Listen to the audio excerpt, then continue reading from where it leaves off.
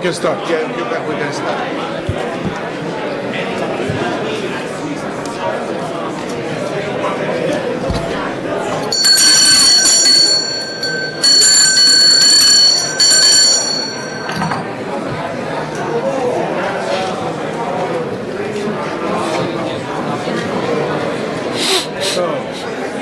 She's gone already. I saw the picture with you and Mu, the later PA president. Hi, Mark. How are you, dear friend? So you want to stay until Saturday evening? I don't know. Maybe. Saturday, which is the 22nd? No.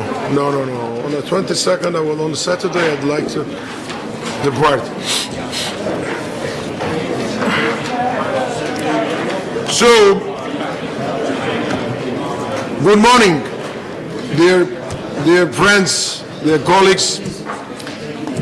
I think we are ready to start our standing committee meeting.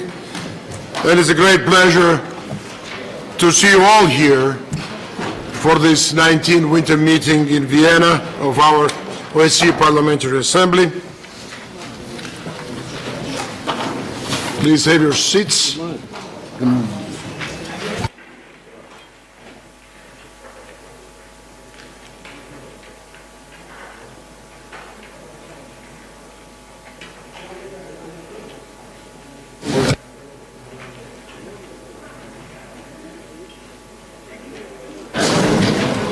Well, before we begin, dear colleagues, let me inform you that several vacancies have occurred in our bureau since our autumn meeting.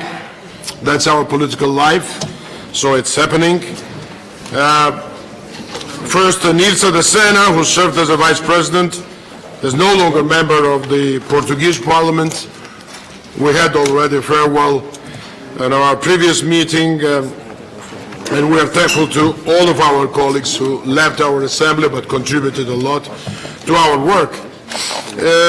Again, in Portugal also, Susana Amador has left the assembly and her position as a third committee rapporteur to serve as a Secretary of State for Education. And I asked Vice President Kari Henriksson, and she kindly agreed to replace her and prepare the third committee report. Filippo Lombardi, who served as a first committee chair, no longer a member of the Swiss Parliament, and his duties will be carried out by Vice Chair Costel Dunava, and I know that some of our colleagues are in our hall, so a little bit later on we'll greet them. Also, Sofia Katsaravo served as second committee chair, is no longer a member of the Georgian Parliament, and his duties will be carried out by Vice Chair Artur Gerasimov.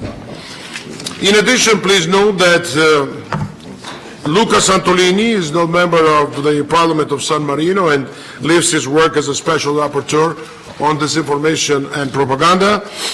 Nahima Lanjri, our colleague from Belgium, is no longer a member of delegation of Belgium. She is a member of Parliament, but no longer in the delegation. And I've decided to appoint Vice President Margareta Zederfeld as acting chair of Ad Hoc Committee on Migration.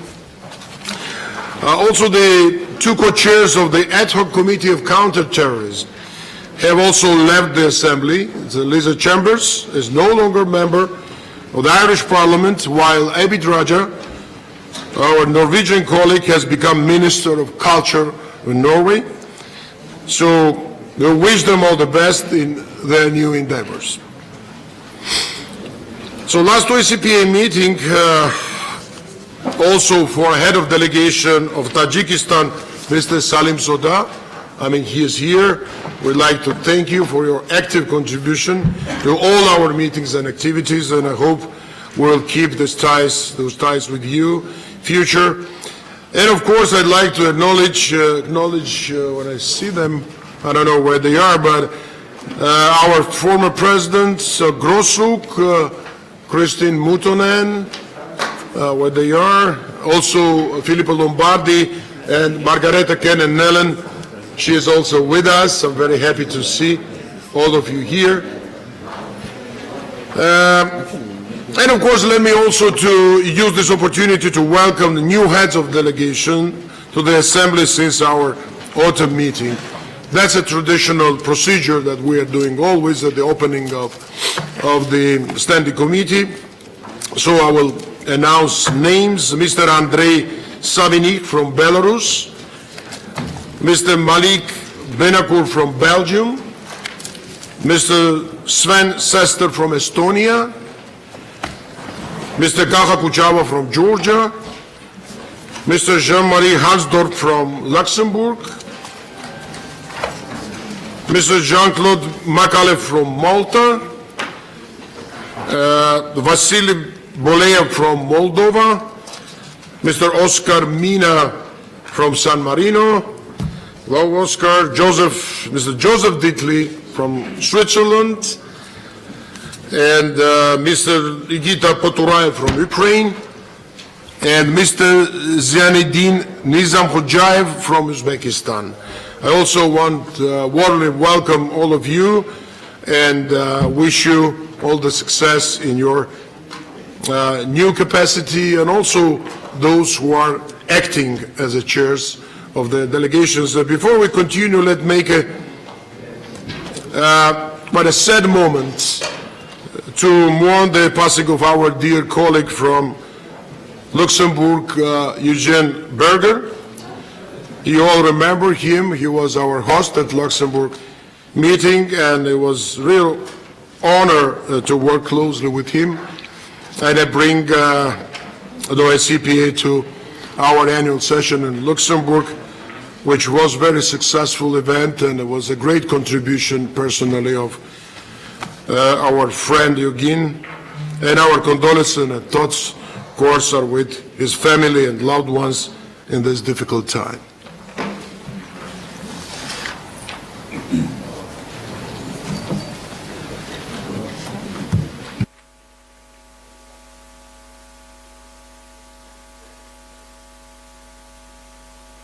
Thank you.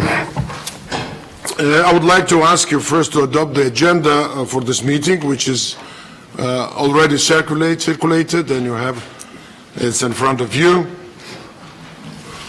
No objections. Agenda is adopted. Now we'd like to approve agenda for 2020 winter meeting according to Rule 16.1. No proposals, no objections. It's adopted. Thank you. Before we proceed, I would like to note that you may already sign up to speak during tomorrow's general debate.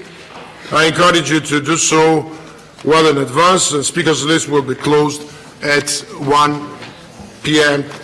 tomorrow. And now, as it's scheduled, my report.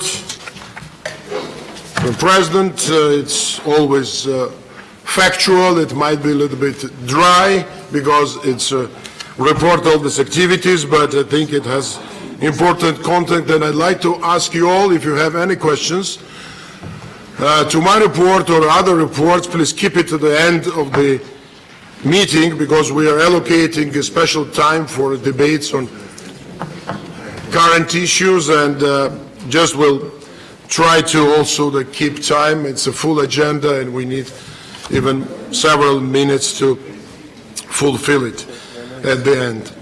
So, dear colleagues, dear friends, you will have already received an extensive report on my activities since my re-election in Luxembourg. I will now simply highlight some of the ones that have taken place since our last gathering in Marrakesh. At the outset, I'd like to say that we have quite informative new website and a quite active, let's say, outreach through social media, and I think there are many activities that you already know. But let me present them in three broad sections. It's expanding our partnerships, reaffirming our position within the OSCE family, and underlining your political priorities. First, a lot of efforts have been made to expand our partnerships with international and regional organizations and with the national parliaments of OSCE participating states and partners for cooperation. I have held a number of bilateral meetings with speakers of parliaments on the margins of my participation in events such as meeting of speakers of Eurasian countries, parliaments in Nur-Sultan, the IPU Assembly in Belgrade, and the European Conference of Presidents of Parliament in Strasbourg. These were useful conversations to present our activities and ensure continued support for our work at the highest level. Over the past several months, I have also met with the Secretary Generals of Presidents and Presidents of the Parliamentary Assembly of Council of Europe, of NATO Parliamentary Assembly, and the Interparliamentary Union.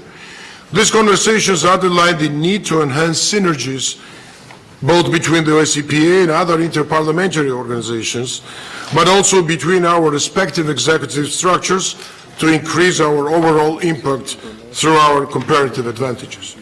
I have also had conversations with the leadership of the European Parliament to discuss opportunities for joint projects, including on election observation and conflict prevention efforts.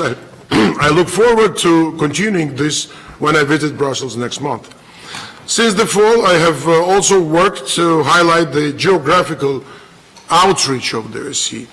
As a sort of follow-up to our successful autumn meeting in Marrakesh, I visited Cairo with the Vice President Alizard. I'm very much thankful to the French delegation for great support.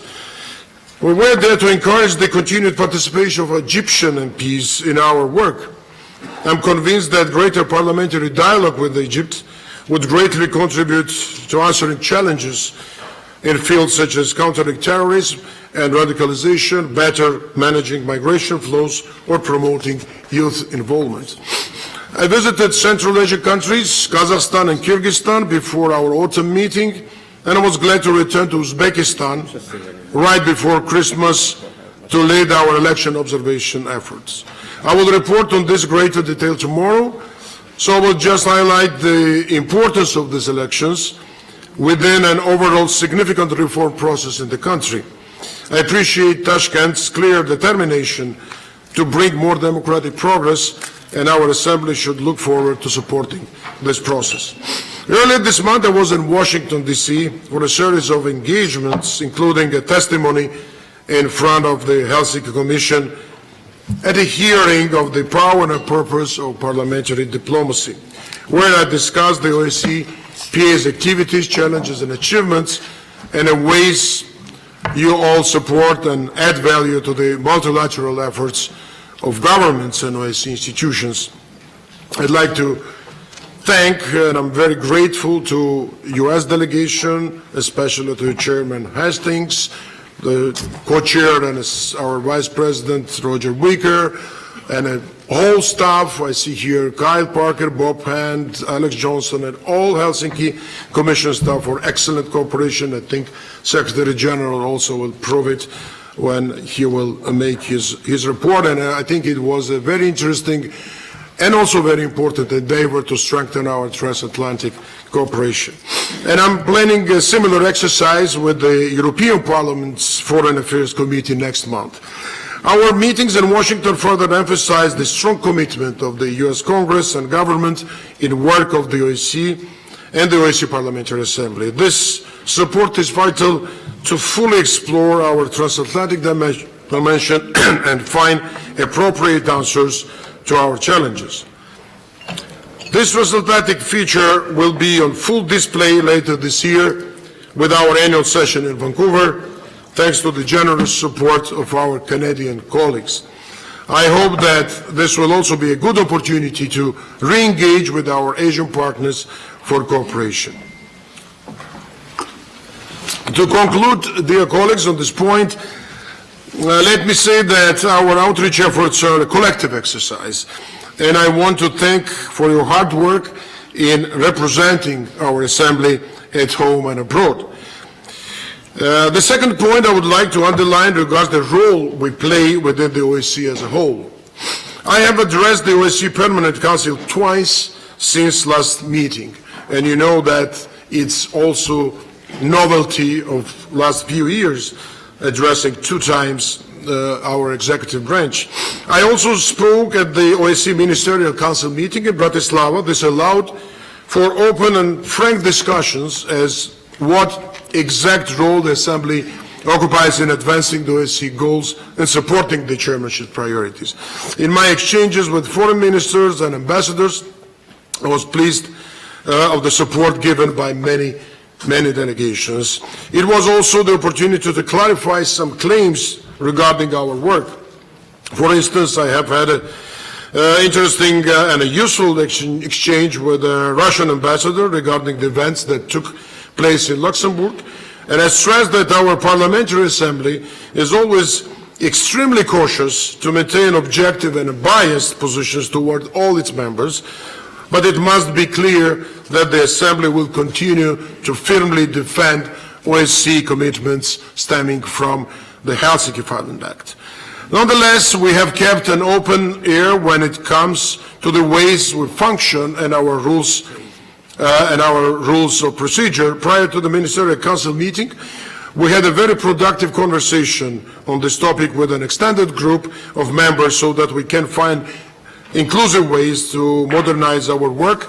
We reached consensus on some amendments which will be presented to you later in our agenda. And under this point, I would like also to note that the appreciative words I have received regarding the work of our ad hoc committees and special representatives, which are real assets for our Assembly and our organization at large, and I think you will all hear their reports later on.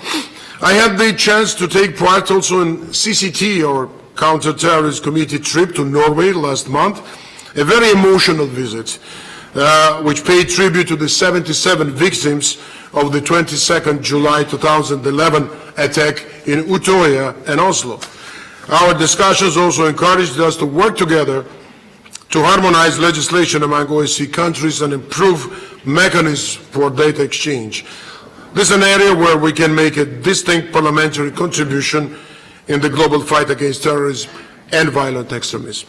Our collective work has, of course, been discussed at the high-level meetings I have already referred to. I have also used these consultations to affirm our support for the OSCE field operations and advocate for the reopening of those that have been intentionally suspended, in particular in the South Caucasus. We continue to enjoy excellent cooperation with the OSCE executive structures. This synergy is a key to making sure that the time we spend away from our national parliaments on behalf of OSCE has the greatest impact on the citizens we represent. We had a very productive collaboration with the Slovak chairmanship in 2019, and we are continuing in that vein with the Albanian chairmanship this year. We prepared the ground by visiting together with Roberto and delegation Tirana last November, and I'd like to thank Albanian delegation for great hospitality. Also, especially proud that our colleague, head of delegation, Dietmir Bushati, serves as the special envoy of the OSCE chairperson in office. To conclude this point, let me also note that I have continued a regular interaction with the OSCE institutions. I participated in the Representative of Freedom of Media's South Caucasus Conference in Tbilisi in October, and I've also exchanged on a number of occasions with ODIHR Director Gisladotir. And this spring, we also look forward to working with ODIHR on a conference on parliamentary integrity hosted by our Armenian colleagues on 11-12 June. I hope that many of you will be able to take part. And this is also our agreement with ODIHR to go beyond election observation, because there are many other businesses that we can really enhance and strengthen our collective work. Finally, let me share some key points from visits that further emphasized our Assembly's political priorities. Addressing armed conflicts throughout the OSCE area has been our main concerns for many years. I was in Kiev in December together with Elena Hoja and Kyriakos Agivani. This was the sixth time that the PA delegation visited Ukraine, only in 2019, underlining the high priority we have attached to the conflict. There we expressed our continued support for a full and comprehensive ceasefire, additional disengagement zones, the exchange of detainees, and a further humanitarian and confidence-building measures to restore peace and Ukraine's territorial integrity. As the first president of the PA, hailing from Caucasus, I have also felt an added responsibility to do more for this region of the OSCE. I was recently in Yerevan in November for fruitful conversations on the country's deep and comprehensive reform program, and also in Baku just month ahead of Azerbaijan's parliamentary elections, of course interacting with the many interlocutors there and the leadership of the country and the Prime Minister Pashinyan and the President Aliyev, and we spoke, of course, first of all about conflict resolution and a parliamentarian's involvement, what is the value of that and how we could craft policies better. This visit also offered, again, the opportunity to assess added value of parliamentary diplomacy in this context. And I know that parliamentarians and my colleagues are eager to do more to advance the peaceful settlement of conflicts, and we must continue to explore ways to harness this goodwill through carefully crafted activities. One of these in the upcoming Alliance seminar, which is really an exceptional opportunity to have a frank dialogue. I'm thankful to the German delegation and German friends, and it will be also organized this year in May. In Washington, I took part in the seminar of Future Leadership for Political Inclusion in the OSCE region, hosted by U.S. Helsinki Commission and Congress. I'm particularly very much grateful for this important endeavor. Some of our members, they participated and they attest themselves importance and relevance of this exercise.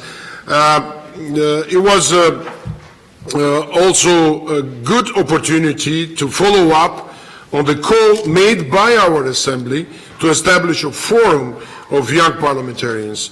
We need to continue hearing new perspectives by actively including more women and youth from diverse backgrounds in our decision-making mechanisms to provide adequate answers to our challenges.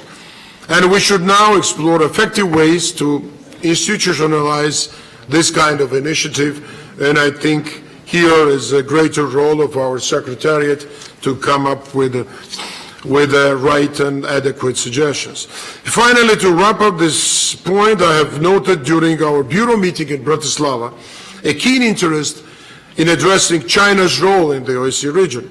Some exchanges during my visit to Washington echoed concerns regarding Beijing's emergence in the international scene and, for example, the deployment of the 5G technology or other projects. I agree that our debates should address these meetings of the Silk Road Group, which already facilitated some exchanges with the Chinese representatives. Later this afternoon, Vice President Alizad will also discuss the Belt and Road Initiative during his meeting of the second committee, and I think it will be very interesting and a critical overview of the process.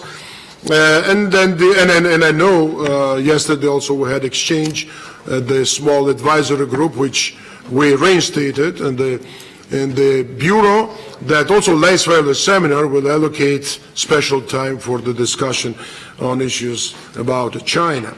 So, dear colleagues, as you see, I personally also with our staff, with many of you, we continue to work tirelessly on behalf of our Assembly over the past few months, and plan also to continuing to do so until our annual session in Vancouver.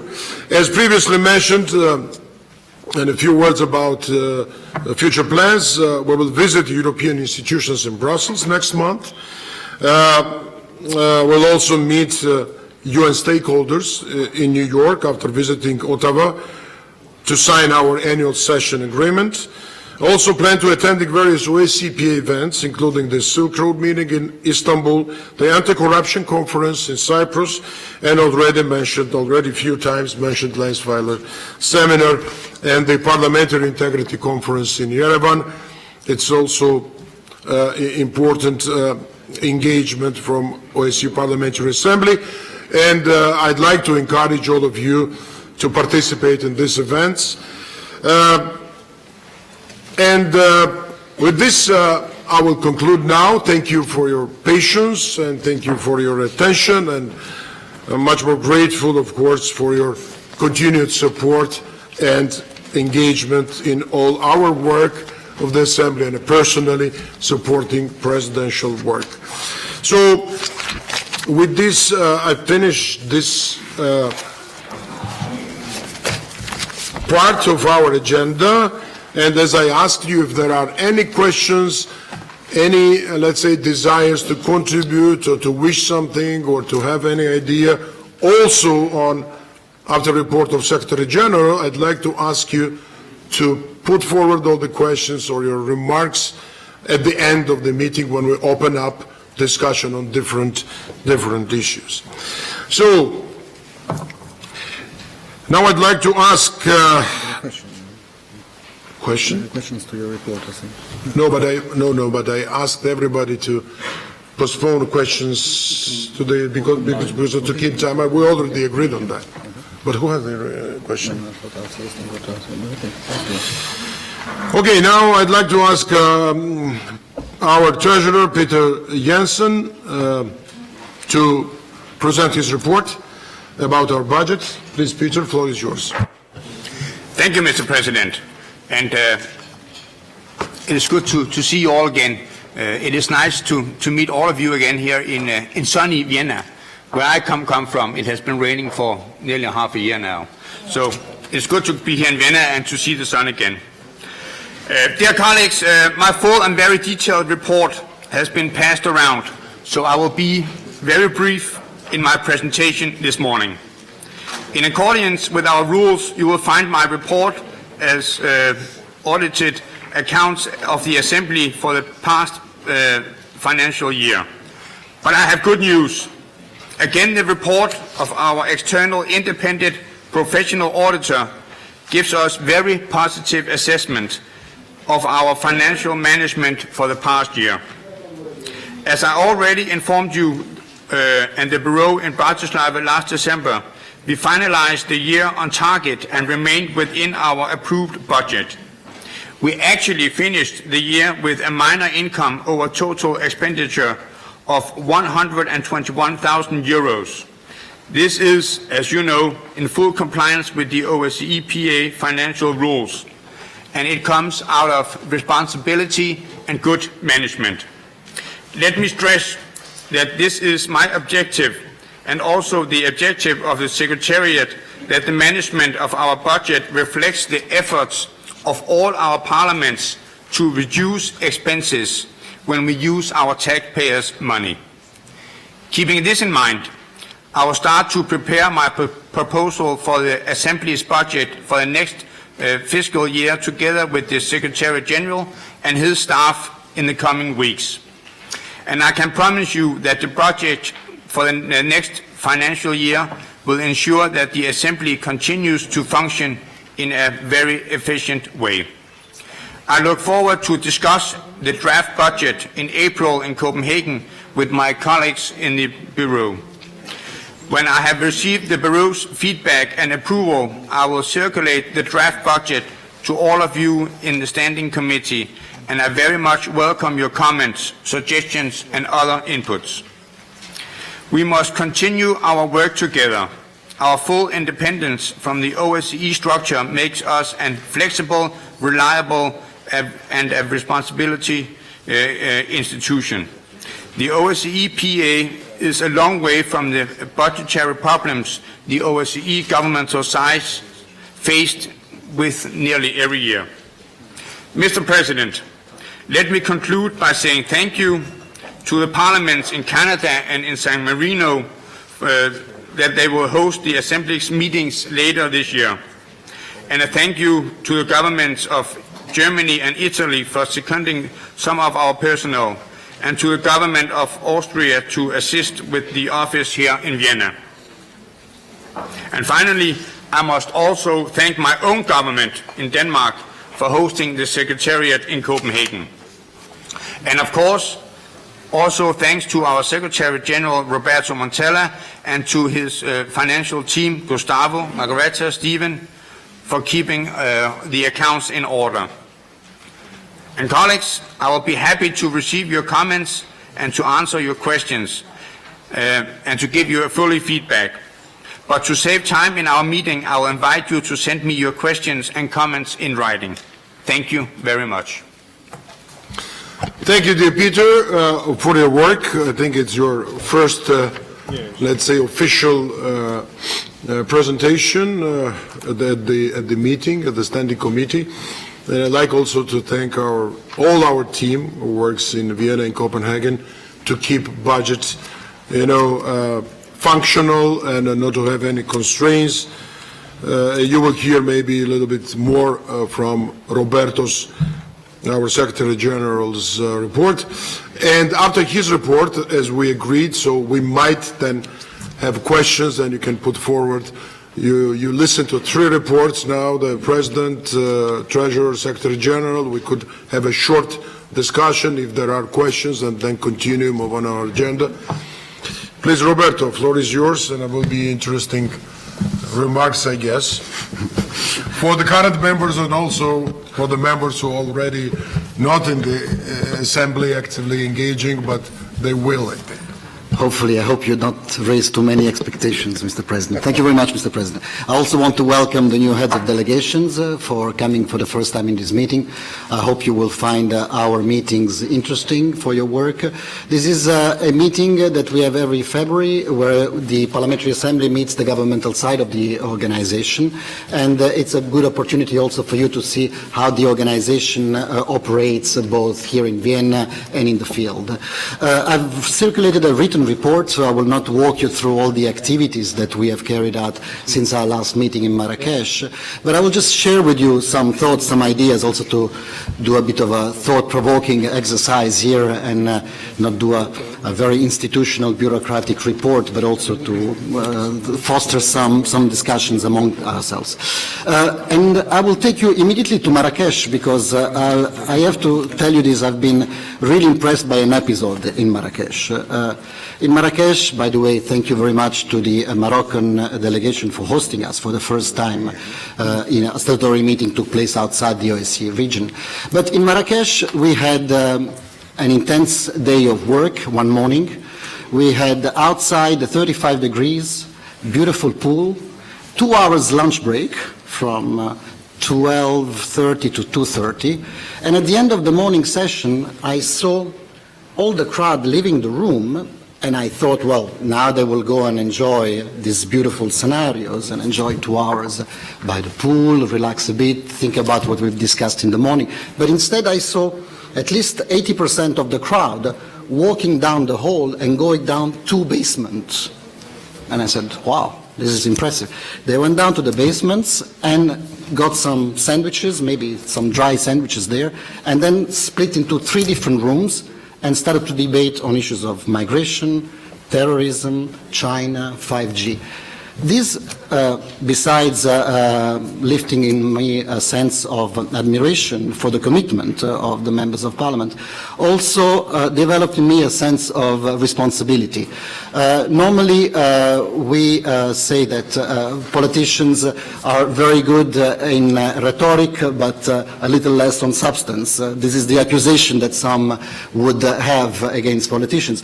I will say here that the paradox of the OSCPA is that the politicians are very good on substance, less maybe on the rhetoric, less maybe on selling how good work we do. And as the Secretary General of a Parliamentary Assembly, I feel it is my responsibility to defend the honorability and the great work that you are all doing in these meetings. In Italian, we use the word onorevole for members of Parliament. I think also in some other parliaments we use the word honorable. I don't take this lightly. I think the work that you do is very precious. It adds a lot to the work of the OSCE, and I think we have to do more also in trying to highlight it. Members of Parliament who approach me say, look, Roberto, we come to these meetings, maybe we have 2-3 days a month to dedicate to the work of the OSCE. We would like you to create an assembly that allows us to contribute to something concrete when we come to these meetings. We would like to be able to provide our leadership. We would like to be able to also bring back a message to our constituents back at home that the time we've spent on an election observation or on a seminar was time well spent for our taxpayers, but it also gave us the sense that we were able to contribute to something concrete in world's affair. And I feel this is a responsibility as Secretary General of an international organization to exactly create this kind of platform for you. I think this is work in progress. We are doing that, but we have to do more in that sense. This opportunity for the report of the Secretary General is also to report a little bit about what is the status of the Parliamentary Assembly. I think the Parliamentary Assembly is at its highest level in this moment. We are recognized by the OSCE, by everybody as a great contributor to the OSCE agenda. We're doing great work in all the areas, I think, where we are engaged. We've been very clever in giving ourselves the tools to deal with the greatest priorities in today's global affairs: terrorism, migration, climate change, movement of people. I think there we have tools like the ad hoc committees, the special representatives that you've recently appointed, Mr. President, as important tools to deal with these world affairs. I particularly would like to shed light also on the recent appointment of a special representative on fighting corruption. This is very good. There's been discussions in the past also in the Council of Europe. Here we have not only given ourselves some tools to deal with issues of conflict of interest within the election observation missions, but we also given ourselves the tool of a special representative on fighting corruption, and also there will be an important conference in Cyprus on these issues, so I invite also members to participate to that. Now the challenge we have when we are doing so many good activities is, and when we are on top, is how not to go down. You know, once you reach the top, the challenge is always to maintain this level of efficiency and of delivery. And here I would like to be able to provide some ideas on how we can continue to be on top. Of course, we have to continue what we're doing. So I'm sure the President will remain very active in the next months. I'm sure the committees will continue to be active. The special representatives will be active. So this, we should maintain this pace, of course, within the resources that the International Secretariat has, also to support all these activities. We kind of are the engine behind all these activities. But I think we should maintain this level of activities. But I think we can do more. And one aspect where we can do more is linked to exactly when we meet like this in big gatherings, in our annual session, in our winter meeting. And I would suggest an activity that we could do better is the activity of talking to each other. I mean, these meetings is also an opportunity for members to talk to each other. Now, in all the meetings I've been with you, Mr. President, throughout the OSCE region, I would say very often our discussions with leaders always finalizes with a big challenge. They always say, well, this problem or this conflict or this challenge could be solved if there was political will. If there was political will. Now, the challenge we have is how do you create political will? And there are not many tools in the world's affair on how you create political will. There are ideas like sanctions. There are tools like... First is dialogue. Well, we'll get there. Sanctions, sometimes you can use naming and shaming. You criticize a country or criticize a person. And here, what we exercise in the Assembly, of course, we say we use dialogue. Dialogue is our tool to foster political dialogue among ourselves. I think on that aspect, we can do a little more. We use these meetings, of course, to present our positions, to be critical with the things that we are not happy, and we sometimes have also meetings between ourselves. But I would urge you, all members, to use these opportunities also to improve the opportunities of dialogue. Yeah? Of course, you have an audience back home, so when you come to this meeting, you have to be able to say to that audience, I went to the meeting and I criticized that country or that person for that, but maybe in the periphery of this meeting, try to also reach out to the person you have a disagreement with and try to create also personal rapport. I mean, this is an opportunity. If we don't do it here, in Vienna, I mean, I can see here Ambassador Gilmore and other members of the Permanent Council. Normally at the Permanent Council is the place where ambassadors present the position of their governments, and normally they are either supportive or critical of another participating states. But you members, besides doing that exercise, I would suggest not to replicate the exercise that already governments are doing, but really reach out to your colleague and talk to each other and try to create also personal rapport among yourselves and try to create better conditions of dialogue among yourselves. So that's an idea that we can do more besides the plethora of activities we're already engaged in. On the 7th of July, Mr. President, we will elect a new president. By that day, you will have served 972 days as president. This is unprecedented in the history of the Parliamentary Assembly, because you were also for a period acting president when President Moutonen, who is here in the room, was not elected in Austria, and so you took over from that. Now, normally people, when they count, it sounds like there is something behind it. But I wanted to underline the value of having a stable and an important, stable political leadership at the helm of this type of organization. I'm not suggesting a revision of the rule where you would consider a longer-term presidency, but I have, because I know this is, changing the rules is something very challenging, and we will get there.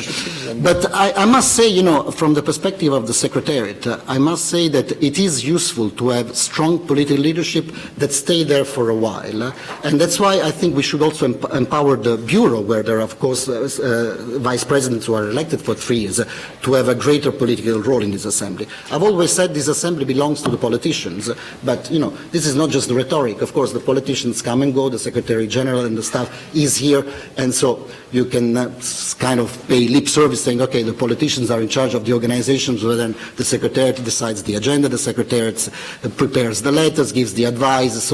But I think there is a great value in having the organization in the hands of politicians. The Parliamentary Assembly is the only institution. You will meet tomorrow the Secretary General of the OSCE, or today the Secretary General of the OSCE, the freedom of the media, the ODIHR, all the other institutions.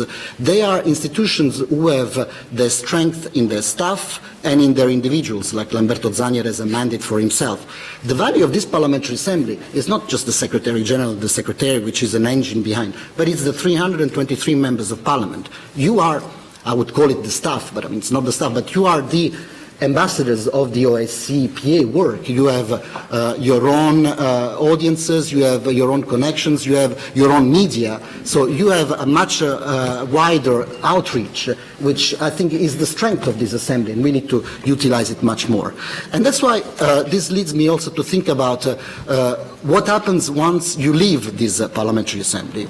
We have a number of members of parliament who have left the assembly, who are a great value because they have a series of connections, a series of friendships, a series of experience, which I think we should find a way to utilize better. Here I would like to recognize in the room there is, I think, Christine Moutonen, President Moutonen, Wolfgang Grossruck, Filippo Lombardi, Margareta Kinenillen. I think there are other former members who are no longer, I mean, they are guests, but they are no longer in this moment in the Parliamentary Assembly.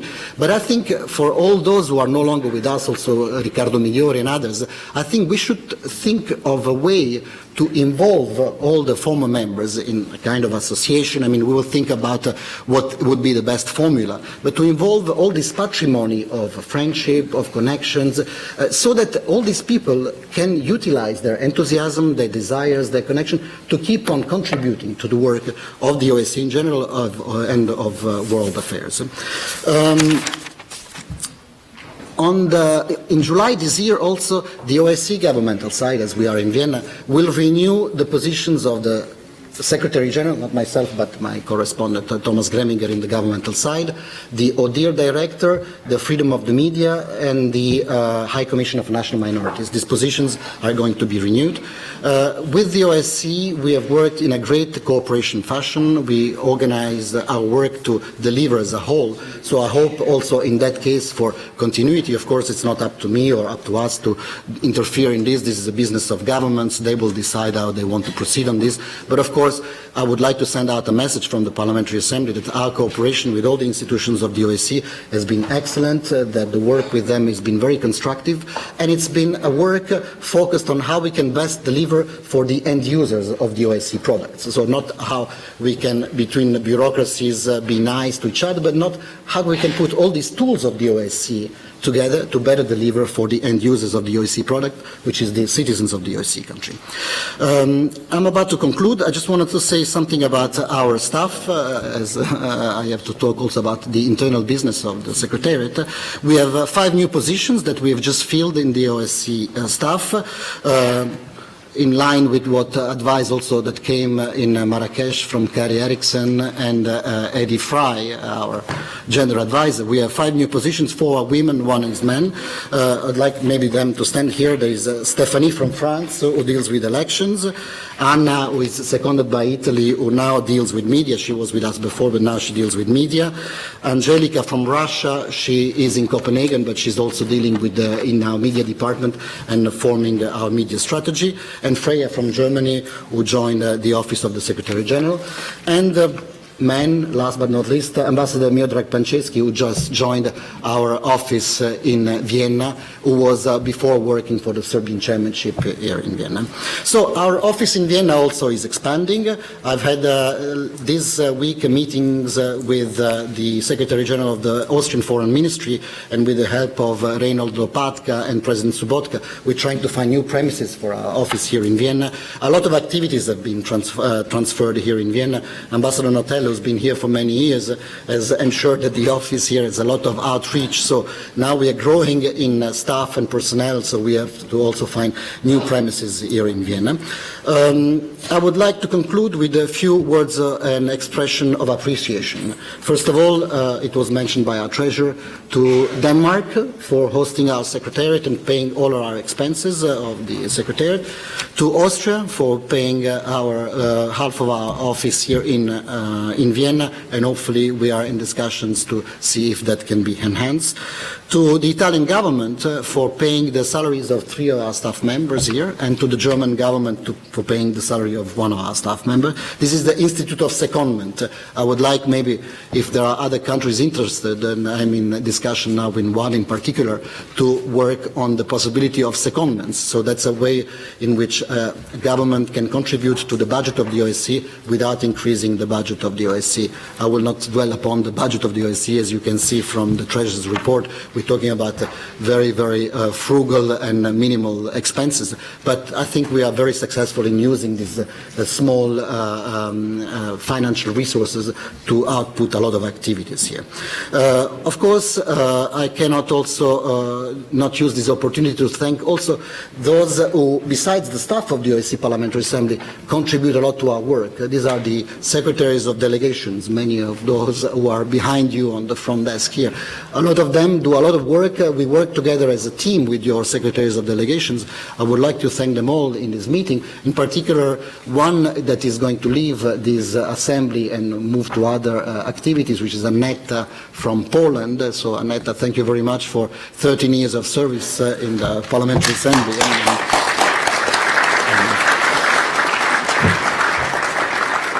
And to replicate what the President said about the Helsinki Commission staff, I mean, I don't want to start naming names, but thank you to all of them for the great work that they have done for us in this recent seminar that we had on youth in Washington, and for the great work, and sometimes also for the advice and criticism that might come from you. This is always very appreciated from the staff. Of course, all of this is not a one-man show, as I always say. This is an effort of a team, so the OSCPA team is also all around here and behind me, so I'd like to thank all the team for the work that we do for you. Thank you very much, and I'm ready for your questions. Thank you, Roberto. Thank you very much. Before I will open room for discussion, maybe with a short one, we have maybe 10-15 minutes to have a few questions, but especially on reports of my report, the Treasurer, and Roberto's. I'd like to thank, of course, our Secretariat for their great job. It's our big advantage to have very functional and competent people around us who are helping us enormously in all our activities. And I appreciate it very much. Of course, it's not only Roberto, but all of them. And I would also like to stress one point, which Roberto indicated in his report. And I did it a few times in my different speeches, and also I think it was a last standing committee when I even asked Secretary and I tasked them to prepare maybe some ideas, some projects, how we could involve all the people around that we have, not current members who are serving, but the people who are not in the Assembly at this moment, but they had and they have a huge expertise and enthusiasm and energy to serve our common cause and, of course, to contribute to the problems around us. It would be a foundation, association. There are many ways we are discussing now, and very soon, I think, we will come up with a concrete suggestion. Secretariat will do that, and I'll be very happy to support this endeavor. And I thank you very much, Roberto, for raising this issue again. Thank you for your attention, dear colleagues. And now I think the first was Mr. Elsie Hastings, our former president of the Parliamentary Assembly, chairman of the Helsinki Commission, and a great friend and great leader. Thank you, dear Elsie. Please, floor is yours. Thank you very much, Mr. President. Good morning, colleagues, and thank you, President Serratelli, for your report on what already has been a very busy year. I liken it to the period that I served. You've done double of the amount of travel than did I. We thank you and the staff of the OSCE Parliamentary Assembly for your tremendous contributions during your visit to Washington, D.C. earlier this month. We were honored to have you testify on the importance of parliamentary diplomacy at a hearing I chaired of the U.S. Helsinki Commission, as well as the mentorship you offered at the seminar. We jointly hosted with the Assembly on future leadership for political inclusion in the OSCE region. We managed to bring some 35 young parliamentarians from 19 OSCE participating states and 3 partner states to learn from each other and incubate the solutions of the future. As I called on all of you at our last meeting in Marrakesh, we must counter the economic and social despair afflicting our youth, and we all have a role. I'm very pleased that our Ambassador Gilmore is here with us this morning. Many of you have had an interaction with him, and he does us real proud here. Some heads of delegation to this assembly participated in the seminar that I just discussed and developed a joint declaration issued just yesterday, which included the bipartisan solidarity of 2 younger U.S. delegation members, Representatives Richard Hudson and Mark Vesey.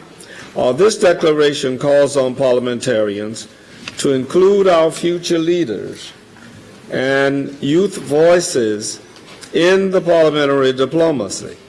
And honestly, if we take a look around this room, it is clear that we could stand to see some more inclusion of young leaders in our Bureau and among our delegations.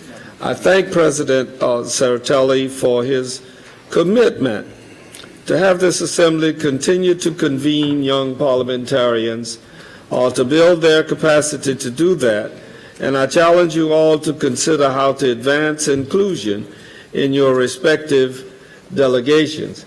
And leave it to me to talk about young politicians. I'm 83 years old, but I signified that it's time for me as well as others to listen to these younger people and work with them.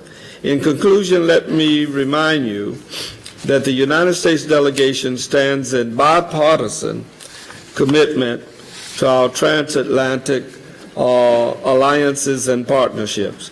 We look forward to working with all of you for a productive annual session in Vancouver and a robust international observation mission for our elections in November.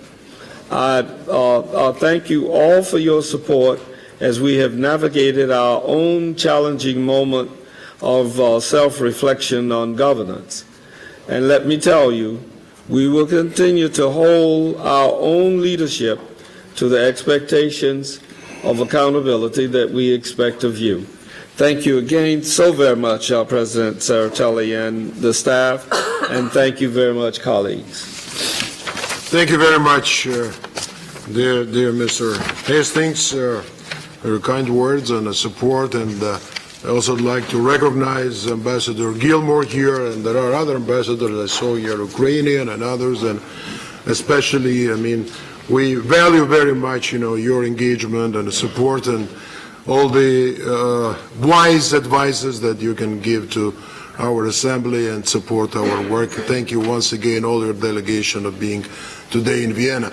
So we have only 4 speakers for this part of the Q&A, let's say, on the reports, and then there will be possibility to open up discussion at the end of the meeting.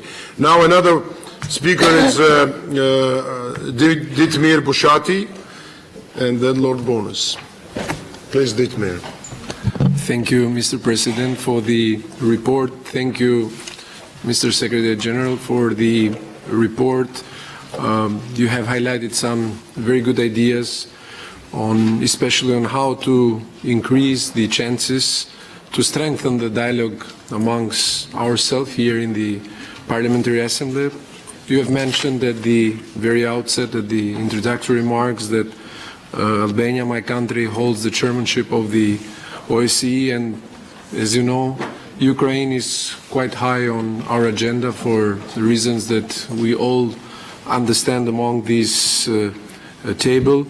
And following the report you have given to us today, I was interested to have your idea whether OSCE intends to play any role for the local government elections that will be held in Donbass. Thank you. Thank you, dear Dietmir, and once again, it's a great initiative from chairmanship to invite you as ambassador, larger special envoy, with your expertise and your experience and your skills. I think you will very significantly contribute to the best outcome of Albanian chairmanship. And now I'd like to ask Vice President Lord Bonus, and then finally Tahir Mirkishli from Azerbaijan, and we will conclude with this and then continue after other reports. Please. Thank you very much indeed, Mr. President, and I thank the Secretary General for his report. I just have a specific question to him.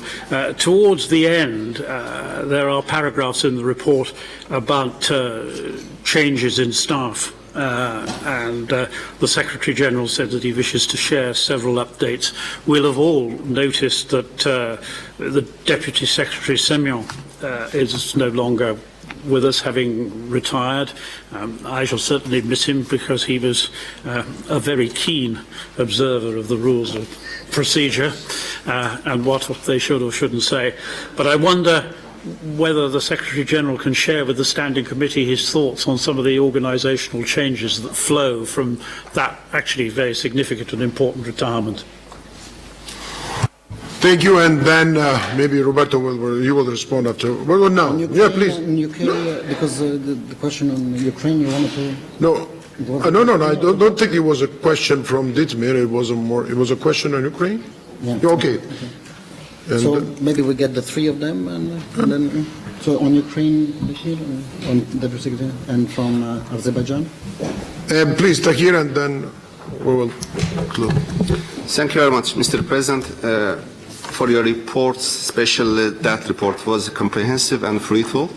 Actually, to be a president more than 900 days is not easy, but all of us here have been witness that you manage it these days to develop the platforms, especially for cooperation between the member states and the dialogue also.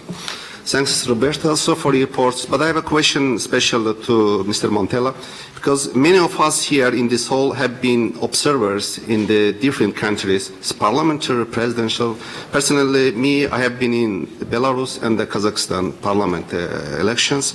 And to be honest, the latest years we have been witness of the good cooperation between the OCPA and ODIHR also. The question is that how this cooperation is going on. And the next question is that are you going to use this practice to cooperate with other parliament assemblies, like, for example, Black Sea Parliament Assembly or Turkish Parliament Assembly, to to cooperate in the field of the elections in other countries? Thank you very much. Thank you. Maybe, Roberto, you will ask, and I will add something at the end. Yeah, please. Thank you very much for the questions. I'll take them in the order they were put to the chair of the Albanian delegation, Ditmir Bushati. On Ukraine, thank you for the question. Indeed, the OSCE Parliamentary Assembly normally does not observe local elections. Of course, this is not my decision. This is a very exceptional case. Should there be local elections, I would leave it to the President, the Bureau, of course, the advice of the Secretariat, whether we should engage in this kind of exercise. But your question triggers to me some thoughts, as I have experience of being a former international election officer in countries like Bosnia and Kosovo in a post-conflict scenario.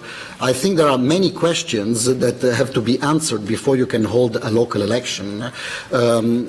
I saw, of course, the Normandy format meeting. I saw that the leaders met. I heard the remarks of Ms. Merkel, who said, well, if there is agreement, the OSCE will take care of the elections. Well, it's maybe not that easy. The OSCE to take care of the elections means that what does the OSCE exactly do? Does the OSCE simply observe elections?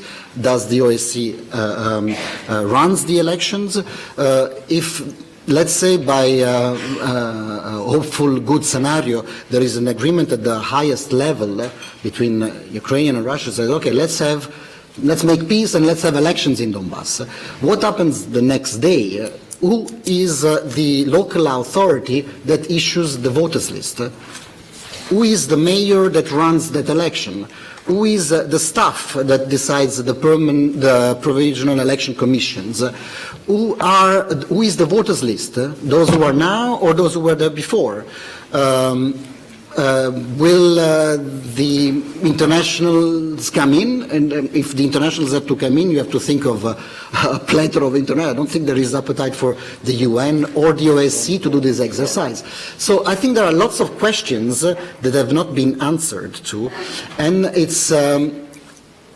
gives me the possibility to say that of all these questions, we will actually dedicate the Landsweiler seminar in Germany in May to exactly invite the Normandy format at the highest level, or at least at the ministry level, and to invite members of the OSCE who have worked in Bosnia and in Kosovo after the conflict to somehow showcase, as we do normally in Landsweiler, to demonstrate to them, look, when we did the elections in Bosnia in 1996, these were the challenges. This is what we did. This is where we made mistakes. This is where we made some corrections, so that those who will be there. So we will not discuss exactly how to run the elections in Donbass, because it's a great adventure, but we will invite probably all the stakeholders, the SMM, Ukrainians, French, Germans, Russians and Ukrainians, of course, to brainstorm among themselves, but also to see a case that has already been done in Bosnia and in Kosovo, to somehow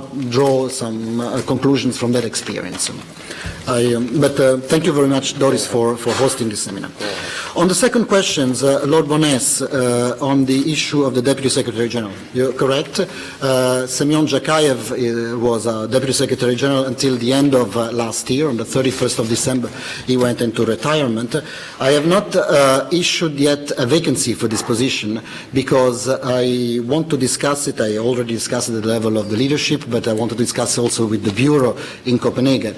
It is my intention also to save from the financial point of view, to probably launch the idea of having the Deputy Secretary General not sitting in Copenhagen. In Copenhagen there is already myself, and there is Gustavo Pagliares, who is the Deputy Secretary General, mandated by the Standing Committee to deal with finance. I think a good idea would be to have the other Deputy Secretary General sitting in Vienna, and that person also hold the position of head of the office in Vienna and special representative of the OSCPA in Vienna. Ambassador Notelle is now vested with that responsibility, which I have given to him to be the Deputy Secretary General. This is a responsibility up to the end of September. Ambassador Notelle is retiring in September. Most probably will make sure that he doesn't disappear, but he will support us in some way or another in our midst. But he will leave the position of Deputy Secretary General ad interim and of Head of Office. So my intention is to maybe start a recruitment towards, after the Bureau meeting, May, June, once we have identified a candidate. That candidate, of course, as it is not only the special representative, but it's also the Deputy Secretary General, because of our rules, the Deputy Secretary General needs to be confirmed by the Standing Committee by a 2/3 majority in a secret ballot. So somehow I will propose to the Standing Committee whom I think is the best person for that position, and then you will decide in a secret ballot whether my decision is good or not. So it's, at the end of the day, your final decision. So that's on the Deputy Secretary General. On Azerbaijan, the question is about cooperation with the ODIHR. I've said it several times since I took this position. The cooperation with the ODIHR is excellent. I think all the challenges of the past have been put aside. The ODIHR has developed a methodology which I always say is the best show in town, so we use that methodology. Of course, we have to ensure that it is clear that there is a matrimony of experts on the ground, but also political leaders, and this matrimony has to come together when we observe elections. We are, of course, cooperating with other parliamentary assemblies, the Council of Europe, NATO Parliamentary Assembly, the European Parliament, normally with them, and NATO Parliamentary Assembly. We normally talk to each other, and we produce a preliminary statement together, which is delivered by the special coordinator, a person appointed by the President of the OSCPA and nominated by the CIO. But you mentioned about other parliamentary assemblies. I am by nature a very inclusive person, and of course I would like to include other parliamentary assemblies. We normally talk to the CIS Parliamentary Assembly. We sometimes also have, I don't know if we have with Turkpa, you mentioned Turkpa in particular, with PAPSEC and others, but we of course talk to all other parliamentary assemblies. The difference is that those parliamentary assemblies judge the elections based on the national legislation of that country, So we have to, of course, we can exchange notes, but we cannot make a preliminary statement together with them. So, of course, we cooperate, we exchange notes, we exchange points of views, but at the end of the day, we will, as far as it is now, keep on working together with the ODIHR and with the Parliamentary Assembly of the Council of Europe, NATO Parliamentary Assembly, and European Parliament for making our assessments. I mean, you talk about cooperation with the ODIHR. We just had recently elections in Azerbaijan, and I know there is a debate tomorrow, so I don't want to take time on this, but I just wanted to congratulate Ambassador Notelle and Artur Gerasimov and Elona for what I would say probably a miracle that you managed to pull out in these last elections in Azerbaijan. I've been in many elections in Azerbaijan in the past. It's always been very difficult also in the press conference phase. I think probably with your crafting skills, Ambassador Notelle, but you've managed to find a very good compromise for this statement. So, and I think also the Azeris, both at the governmental level and we'll hear tomorrow at the parliamentary level, have expressed appreciation for the way we have put out our statement. So thank you very much, Ambassador Notelle, and thank you for the questions. Thank you, Roberto, for your clarification. I think I will add just a few things, not on arrangements and stuff, because it's, let's say, your power, but thank you that we are deciding together many things, because it's important also for the Assembly how stuff will work and what will be arrangements there, not to weaken any direction. Here I'd like to use this opportunity to thank also Simeon Zakaev. I did not have that opportunity to see him after his departure from the organization, so I'd like to ask our friends who have contact with him to convey our best regards and many thanks for his long-time service in this assembly, in particular issues, but also we have a very good personal ties, and I also hope to see him in coming future, also contributing with his let's say experience. On Ukraine, that's a very important question, and I spoke today with some of our friends from Ukrainian delegation. Even after Munich conference, there are many questions still. There were attempts somehow to have a more clear roadmap or steps or some ideas for future settlement, but it's still, as I said, there are contradictory assessments of the process.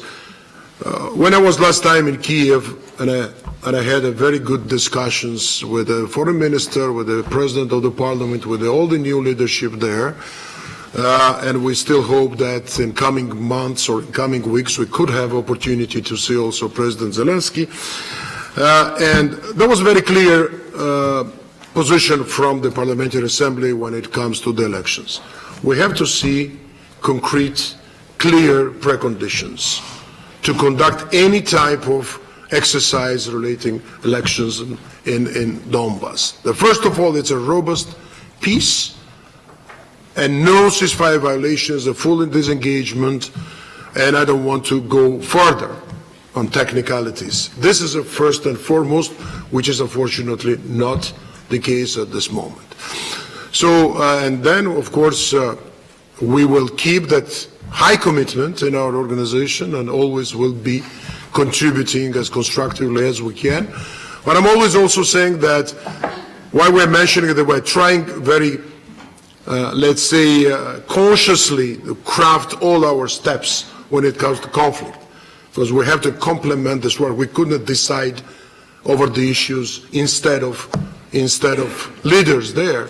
And that's why we are always pointing out and underlining importance of this precious commodity, which is political will to overcome that conflict or to reconcile. So, there was also on election observation with ODIHR and with the other parliamentary assemblies. I think in my report it was very clearly stated on which level we are in cooperation with other parliamentary assemblies. It's, I think, according to my experience and Roberto's experience, is the highest level of possible cooperation that we have with all of them, on a personal level, on an institutional level, but we can do more. That's why we're going to Brussels. Again, we just met NATO Parliamentary Assembly President, acting President in Washington. We had the opportunity to have this discussion there on common challenges and ideas that we have how to cooperate with the Council of Europe, with all of them. Of course, first of all, with the assemblies with whom we share values, and of course maybe with others with whom we have disagreements, but the dialogue is better rather than to have harsh disagreements. So we will continue, and of course with ODIHR. ODIHR is one of the main institutions we're working very closely. Azerbaijan, by the way, was a very good example. It's not easy, it's always sensitive, but I think that both sides, and it's in fact it's on one side. And again, to ask to thank leadership, Gerasimov, and my dear Helen. And of course our ambassador Notele and all the team, in cooperation with ODIHR, to introducing objective picture. And objectiveness is this: if you see in any direction there's some positive progress, which we'd like to see everywhere. We are not going for election observation to see only bad things there. If we see bad things, that it's unfortunately reflection of not effective work of the OSCE as a whole.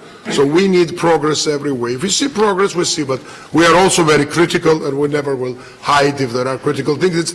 It's very good for the countries, it's very good for the societies to overcome all those issues, and appreciate that in Azerbaijan authorities been very receptive and very adequately accepted all the critical views that OSCE has. So thank you very much. Thank you very much for good wishes and also for your ideas. And now I will ask our Vice President, Chairperson of Subcommittee on Rules and Procedures and Working Practices, Lord Bonus,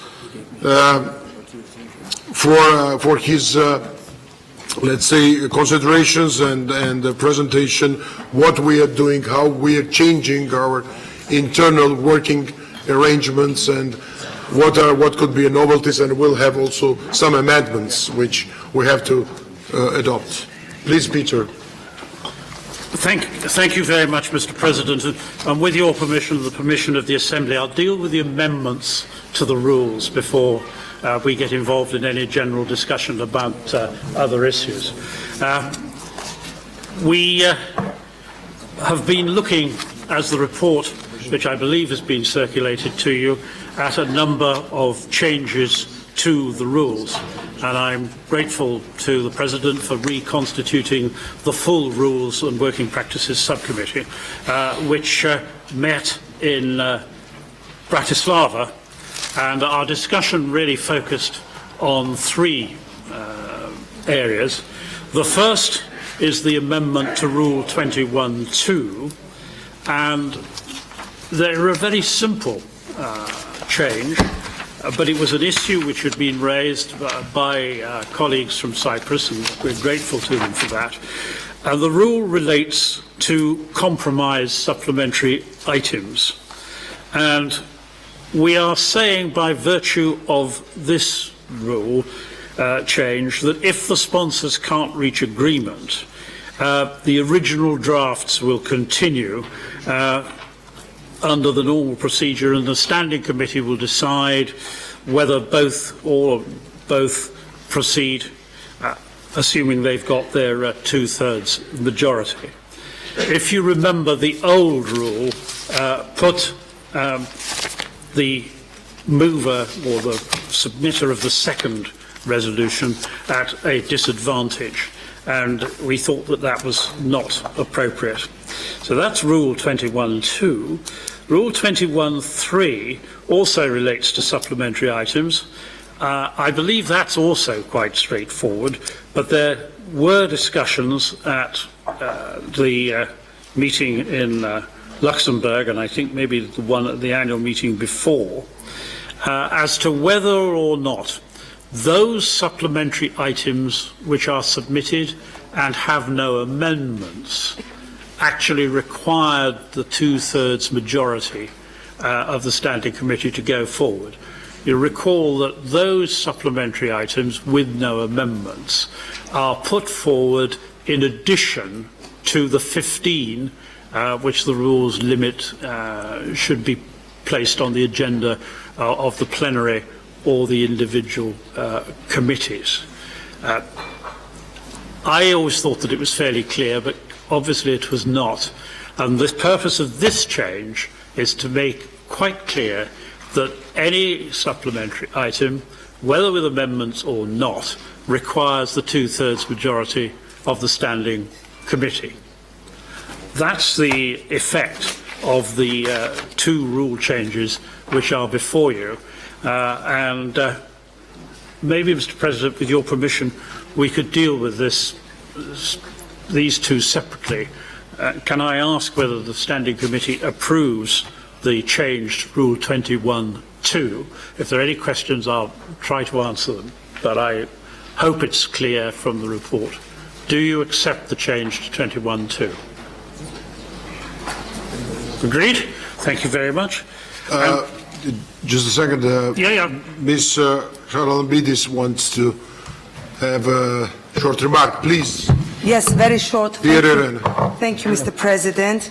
I wish to express my appreciation to the diligent work carried out by the subcommittee on the rules and my satisfaction for the adoption by the subcommittee of the Cypriot proposal and now by the Standing Committee to amend Rule 21, paragraph 2 regarding the choice between two or more supplementary items on the same matter. Our aim has been to replace the logic of first come, first served by a more political process. So thank you all. Thank you. Thank you very much. Thank you very much, dear Peter. As you suggested, so we have two amendments. Both are very clear, and additionally, I'd like to say that even in a group that we discussed it in Bratislava, it was a consensus for all the participants and all the delegations. So it's a first amendment is a 21, Peter? 21.2, yes. 21.2. So no objections. Thank you. And the second one is 21.3. 21.3. No objections. Thank you very much. Well, I'm very grateful to the Standing Committee for that, as indeed I'm sure the rest of the Rules Committee will be grateful. I should, however, just mention, Mr. President, that we spent a lot of time in Bratislava wrestling with the issue of the Rule 34, which deals with the quorum. This had caused some disquiet in the annual meeting. We had a very good discussion with colleagues from the Russian Federation who have expressed their concern about this, and I must say that I thought that when we left the meeting we had an agreement. However, it's subsequently transpired in subsequent correspondence that the Russian Federation were not happy with the proposal which was put forward. It would be a waste of the Standing Committee's time for me to go into the details of that proposal. It is unfortunate because I think, as it were, both sides, if I can use that phrase, the Russian Federation are not happy with the rule as it stands. Clearly the rule is not satisfactory, and they, in a way, we're grateful that they've drawn that to our attention. But the consequence of not agreeing what inevitably has been something of a compromise is that the unsatisfactory rule will have to stand for the meeting in Vancouver. But I would say to colleagues from the Russian Federation, if they've got any suggestions, I should be very happy to receive them to see whether we can get this matter resolved, albeit not for Vancouver, but for the next the annual meeting thereafter. Well, thank you very much for your cooperation on the rules of procedure. Can I just say that on working practices, as you have mentioned in your report in passing, and indeed I think the Secretary General, you, Mr. President, set up a working party of the Bureau to see how some of the ideas which had been floated originally in a paper that I had produced and the Rules Committee approved, in a sense of submitting it to the Bureau for consideration, how we could take forward some of those items. And there was a full report to the Standing Committee last February here. I commend that report to all members, and you will be pleased to know I don't propose to go through it, but it does set out all the issues that have been raised to date, either by the working group itself or individual delegations and members, where the Bureau has given an indication that it wishes to go, and some of the things which will remain outstanding and will clearly be long-term. The President has now reconstituted that working group, which had lost its members, for a number of its members, for one reason or another.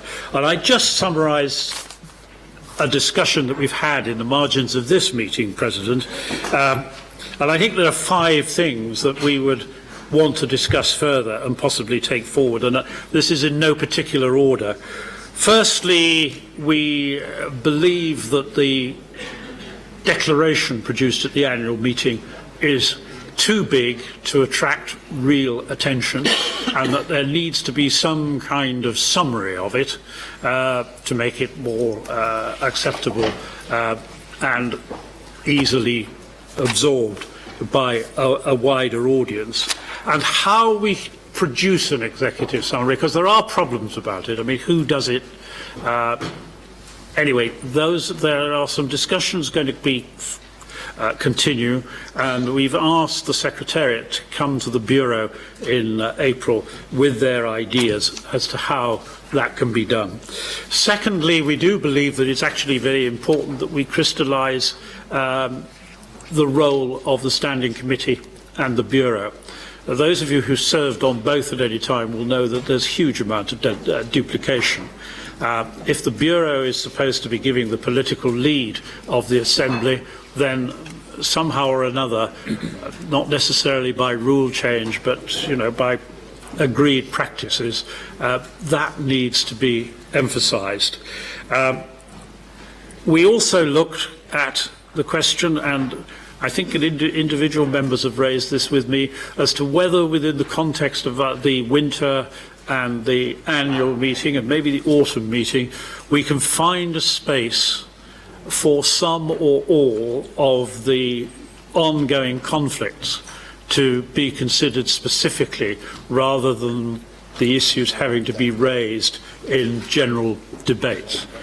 None of these things are easy, but there seemed to be a view that that would be a useful way forward, given that these matters are of incredible importance to the states that are involved and of great interest and concern to all of us.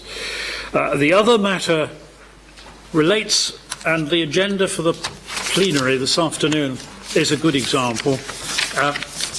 We don't really make any use of what the rules already provide for questions to the chair in office or his representative.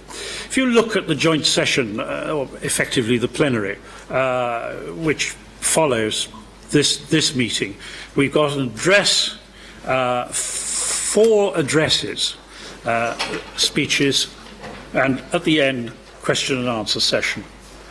I am sure that all the contributions from our speakers will be interesting and worth having. But if the Assembly is about holding the OSCE to account, then it might be more fruitful to have shorter speeches and more questions, but that would depend upon us, the members, the delegations, making use of the rules which enables questions to be put in advance to the chair in office. And I think we could produce, if we really put our minds to it, well, maybe not with very great difficulty, a list of questions to be answered by those speakers. So that's something that we all to look at. And lastly, and I'm sure informally we'd appreciate your feedback on this, the rules at the moment preclude the 3 standing committees, the 3 general committees, from meeting other than in the autumn and the annual meeting. The question is, could we make better use of committee time and its expertise? Could we do more if in fact there was some flexibility that enabled committees to meet in the autumn meeting? Which, as I say, currently it's just the winter and the annual meetings where they can meet at the moment. That, as it were, is on the table. We should be interested in views of that, but I think the number of those who've been involved in the discussions about which I'm reporting at the moment feel that there are so many issues being raised. We can't have a special committee or an ad hoc committee on everything. Surely there is scope for using the mechanism of the committees that we already have, but then they've got to find a space to actually meet, and the obvious place to find and create that space would be within the autumn meeting. Mr. President, thank you very much. I'm sorry to have gone on at length. Thank you, dear Peter, and of course, thank you for your diligent work and leadership in this subcommittee. All the points, I think, which you already presented, we discussed in a smaller group, in the bureau, at the advisory group, and I think all of them are very relevant. And I'd like to say that at according some let's say, problems and offers that you already highlighted here, we started already to implement. I don't want to just give a detailed picture of this at this moment, but later on we can do that. And some of them we should address in coming weeks or coming months. I'm thankful to all delegations supporting these amendments which we introduced today. I still hope that with some delegation, especially with the Russian delegation, we could also find common language, how to make arrangements according to our quorum, which, once again, I'd like to reiterate that it never was questioned until Luxembourg meeting. and there might be reasons for that. But anyway, so we have problem before us, and we have to decide that. If not, then we'll keep the old rule, which is functioning over decades. But if we can have this ability to, let's say, refine it to make it more effective and more efficient, and not to give to any delegation a veto power or any possibility artificially or intentionally to disrupt the process or block our work on a finally, let's say, fail all the results of our work at the annual session. So we will not do that.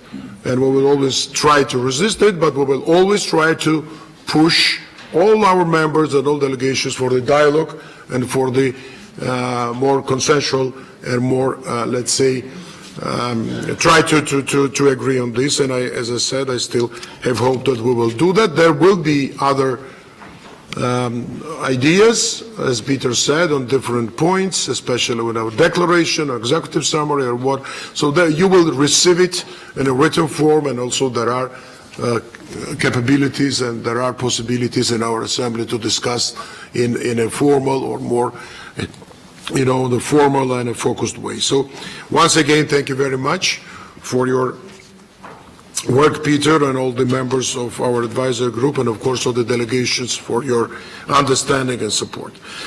Now I'd like to ask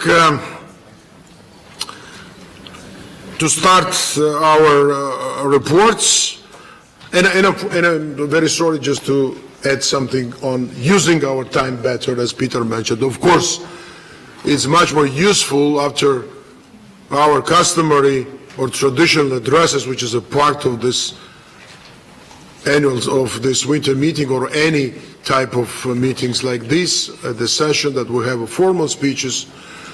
Of course, we'll try to make it short. I already did it. It's a half, which was in size, which was already planned.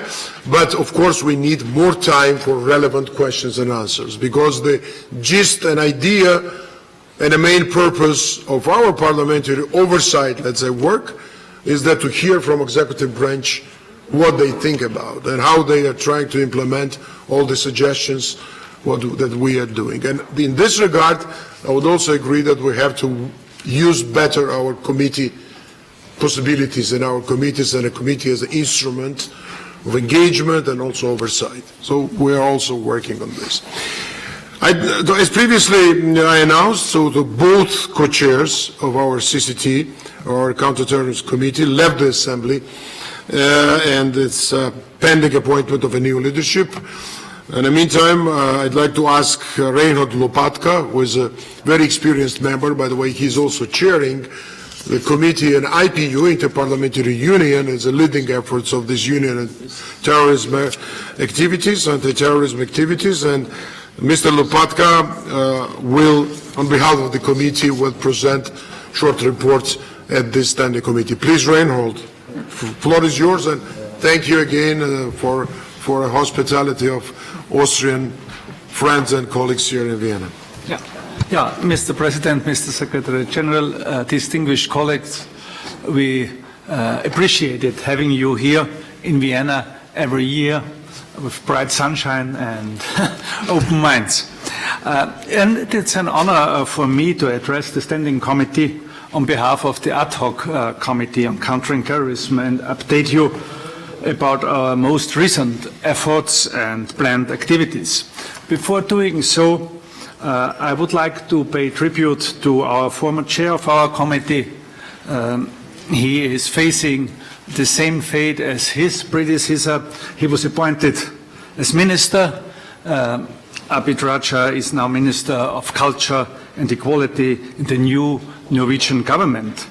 The CCT thanks him for his leadership during the last 5 months and wishes him a success for his future endeavors. Since our last meeting in Marrakesh in October, our committee has continued deepening partnerships with key stakeholders on the one hand, and on the other hand, engaging in numerous international events to further our Assembly's counterterrorism efforts. Notably, earlier This month, the Parliamentary Assembly signed a dedicated Memorandum of Understanding with the United Nations Office for Counter-Terrorism, UNOCT in New York. Based on this Memorandum of Understanding, we plan to work more closely with the UN on matters related to terrorism and violent extremism, conducive to terrorism, of course, building on the specific role of parliamentarians. And this is important, and I have to mention it. We are effectively the first regional parliamentary forum to conclude a dedicated cooperation agreement with the United Nations, the leading entity in terms of global counterterrorism efforts. As such, it denotes that the Parliamentary Assembly's contribution is increasingly recognized and appreciated at international level. Ultimately, this MOU raises the stakes of our counterterrorism engagement and shall prove instrumental to expand the reach of our action. In addition, we have actively contributed to the following international events: the third OSCE-wide seminar on passenger data exchange, organized here in Vienna in October, where we presented the findings of our parliamentary initiative on border security and information sharing. Secondly, the OSCE Security Committee session held last November, where we briefed the participating states about our policy-making efforts relating to the return and relocation of foreign terrorist fighters. And thirdly, the Counterterrorism Conference of the Parliamentary Assembly of the Mediterranean, hosted by the Italian Parliament in Rome. On a similar note, I have personally contributed to the OSCE UNOCT high-level regional conference on foreign terrorist fighters, which took place in Vienna last week and brought together 300 leading world experts and policymakers. During my address, I encouraged participants to actively engage with their national parliaments on countering the threats stemming from terrorism and violent extremism. And I'm pleased to inform you that the outcomes of our parliamentary oversight initiative on strengthening border security and information sharing in the OSCE region, which is a tangible example of our oversight potential, even in rather technical domains, triggered significant interest among the participants of all the cited events, proving that the Parliamentary Assembly can lend a hand in this complex field. Lastly, in January, we conducted an official visit to Norway under the lead of our President, which enabled our 20-member delegation to learn more about the Norwegian response to the terrorist attacks of 22nd July 2011, which resulted in the death of 77 individuals. The visit, initiated by our former chair and hosted by the Norwegian Parliament, was a particularly moving yet highly educational experience. In addressing the consequences of these tragic events, Norway demonstrated outstanding resilience and strong commitment to its democratic values. Improving overall security without jeopardizing citizens' fundamental freedoms remains a key challenge in this context. The important lessons learned in Norway will inform our future policy efforts.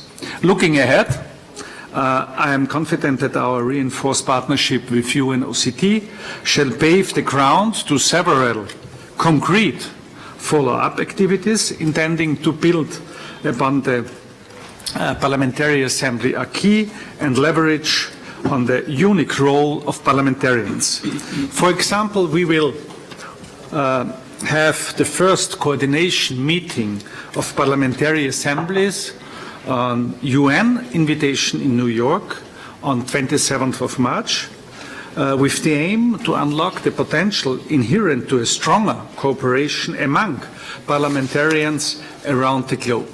Moreover, we are planning to contribute to UN led efforts aimed at developing much needed model legislation in the field of preventing and disrupting foreign terrorist fighters' travels.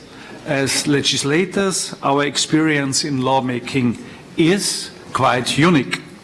In addition, the OSCE Albanian chairmanship expects us to contribute to the yearly OSCE-wide counterterrorism conference, which will take place in Tirana on 5th and 6th of May. Finally, we will carefully ponder how to best follow up on our recent work in view of the annual session in Vancouver. To conclude, I would like to thank you, both of you, President George Tsereteli and Secretary General Roberto Montella, whose steady support has been instrumental to the success of our work. We are at the beginning of this work, and we have to continue having in mind what happened last night in Germany. Thank you. Yes, thank you very much. And of course, what happened last night, 8 lives again taken after this, or more, 11 now, because I had maybe old information. And of course, that's a great tragedy, and fortunately, we have to see that existential problems that we have, and it will motivate us more, to contribute more to the peace and anti-terrorism battle. And thank you very much, and all the members of CCT. You mentioned Norway, I also mentioned that, and all the plans and endeavors that you have, because it's, I'll be very frank, that those 2 committees, there are matters of pride for the Assembly as new endeavors and a very effective contribution from our side. So we'll continue to support as we can from Secretariat side and from the presidential side. So thank you, dear Reinhold, for your contribution. And now I'd like to ask Margareta Zederfeld. I already announced that she is serving at this moment as a Vice President of Assembly, but also because of departure of a chair of both, it's a chair here. She's acting as a President of, as a chair of the Migration Committee. Please, Margareta. Thank you, Mr. President. And first I would like to say that my draft report have already been sent out, and it's all as well tabled outside of the meeting room. So I will therefore be very concise and try to be as short as possible without losing any of the measures. First of all, I have been entrusted by President Tsereteli, thank you very much, with the function of acting chair of the ad hoc committee on migration due to the departure of the Parliamentary Assembly, from the Parliamentary Assembly of my dear colleagues Naima Landry. And I would like to thank her for her leadership of the group. And when I say thank you, I would also like to say thank you to Ms. Farima Daftre from the OSCE PA Secretariat. Without her efforts, it would have been very difficult to move forward in this complicated issue. 4 years ago, here in Vienna, all of you voted unanimously to establish this special committee primarily in response to the Syrian refugee crisis. Ever since that, the committee has actively pursued its mandate to promote discussion within the Assembly on issues related to migration and to contribute to the parliamentary exchange of best practice with the aim to enhance the OSCE work in the field of migration, as well as to improve prospects for migrants in the OSCE country. Each year, have the committee put forward its recommendation, which have been adopted as part of the PA's annual declaration 2017, 18, 19, and we will do so as well this year. And our recommendations have been asked to seek to contribute to a coherent, shared, responsible and human migration governance, with a particular focus on vulnerable migrants such as minors, and to enhance policies specifically in the field of integration and returns. And I encourage you to read those reports and revisit them again, because there is quite a lot of good recommendation that you could work with in your national parliament.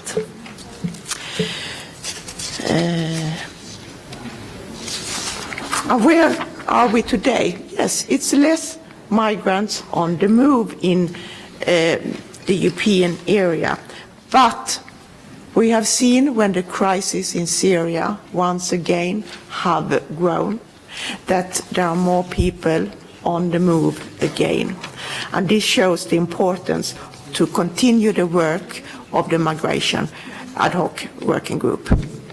I would like to mention here the Balkan route. It has been a lot about it in the media and the political discussions last week, and we will have to look on it in the committee. And I would also like to mention here that the committee will meet. We will have our first meeting under my leadership tomorrow.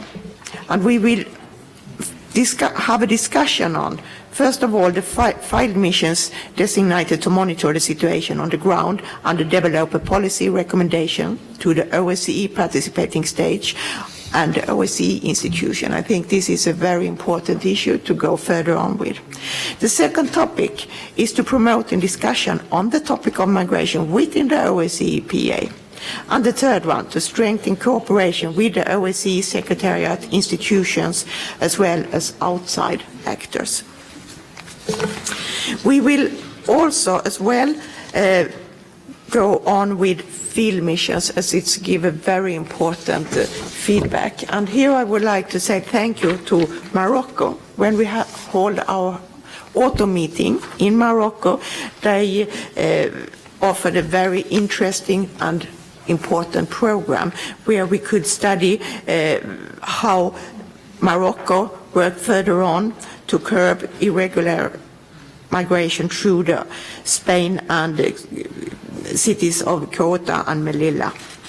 I would also like to say thank you already in advance to Honorable Dr. Heidi Frey, because we are planning a study visit in Canada before our summer meeting, which will be very interesting. As we all know, Canada is a country with good practice of integration. Then I would also like to mention Greece, because Greece have host quite a high number of refugees, particularly from northwest Syria. And there are new refugees coming. And I would really like to take this possibility to highlight the importance for other countries to support Greece in this difficult situation.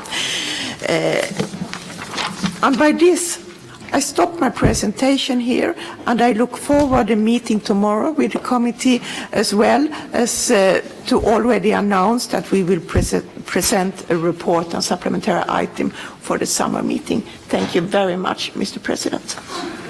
Thank you very much for your report, dear Margareta, and for your endorsement of this offer to chair this very important committee. As far as migration is still a great problem in the world, and of course we have to show our commitment and how we're responding to this challenge. Thank you both, chairs of ad hoc committees, and now I'd like to start another chapter of our agenda. It's a report of our representatives. I'd like to ask all of you, there's 6 reports, to try to keep, as short as possible, as far as we then need some time for the discussions, and we have to end this meeting sharply at 11:45. Then we're starting our introductory and inaugural session. So We will not hear now at the standing committee, as customary, Heidi Fry, our representative on gender issues. She will report it to the Assembly tomorrow at the plenary session. And first, again, Margareta, please, you as a rapporteur on the investigation of the murder of Boris Nemtsov, and then also to have in mind that there will be a side event, so it could be even shorter information here. Please. Thank you, Mr. President. A year ago, President Mr. Tsereteli appointed me a special rapporteur to examine the assassination of Boris Nemtsov and the ensuing investigation. The tragical event of Mr. Nemtsov's death and the judicial process that followed. It illustrates the working of a dysfunctional justice system, where the incomplete investigation has led up to the very fact that the instigators and the motive behind the murder still remain unidentified. I am not a judge nor a professional investigator, and can therefore not solve the case and bring justice myself. I can, however, speak about my examination of the facts and how this threatens the political system. On February 27th in 2015, almost 5 years ago today, the Russian opposition politician Boris Nemtsov was murdered a few steps away from the Kremlin. The judicial case did not present any security video material and has been accused of withholding crucial evidence. While Mr. Nemtsov's supporters, family and friends laid down flowers and lit candles on the Moscow bridge where he was assassinated, the authorities decided to exclude the possibility of a political motive for the murder and the involvement of Russian high officials. The result of this is that the criminal case set limiting restriction and left out important explanations, leading critics to call it a self-blinded investigation. My examination of the issue related to the murder of Boris Nemtsov has found substantial flaws in the criminal case following the murder. A conclusion that Emanuelis Singeris, the rapporteur of the Nemtsov case for the Parliamentary Assembly of the Council of Europe, shared with me. For the report, I have gathered information from persons with insight in the case, activists, authorities, representatives of Mr. Nemtsov's family, open media sources, and others who have investigated the subject.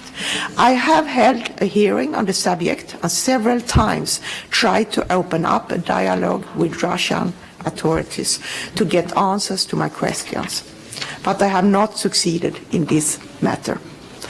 Mismanaged trials and investigations are threats to democracy. It ensures impunity for serious crimes. The inconsistency in the judicial case keeps the motives behind the murder shrouded in secrecy. It generates distrust for the political system and the principles that we so aim to defend.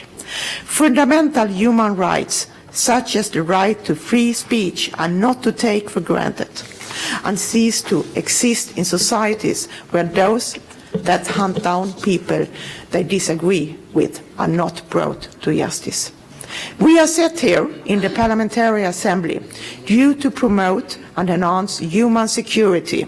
It is our duty to act when democracy and human rights are interfered with and undermined in participating states. I would therefore like to call for the Russian authorities to cooperate in any further inquiries on the Boris Nemtsov case, and to once again underline my conclusion from writing this report.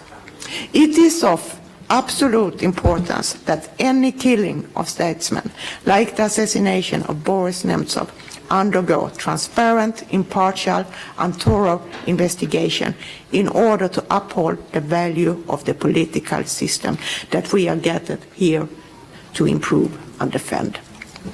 Lastly, I would like to express my gratitude for the honor of being appointed rapporteur on this important matter.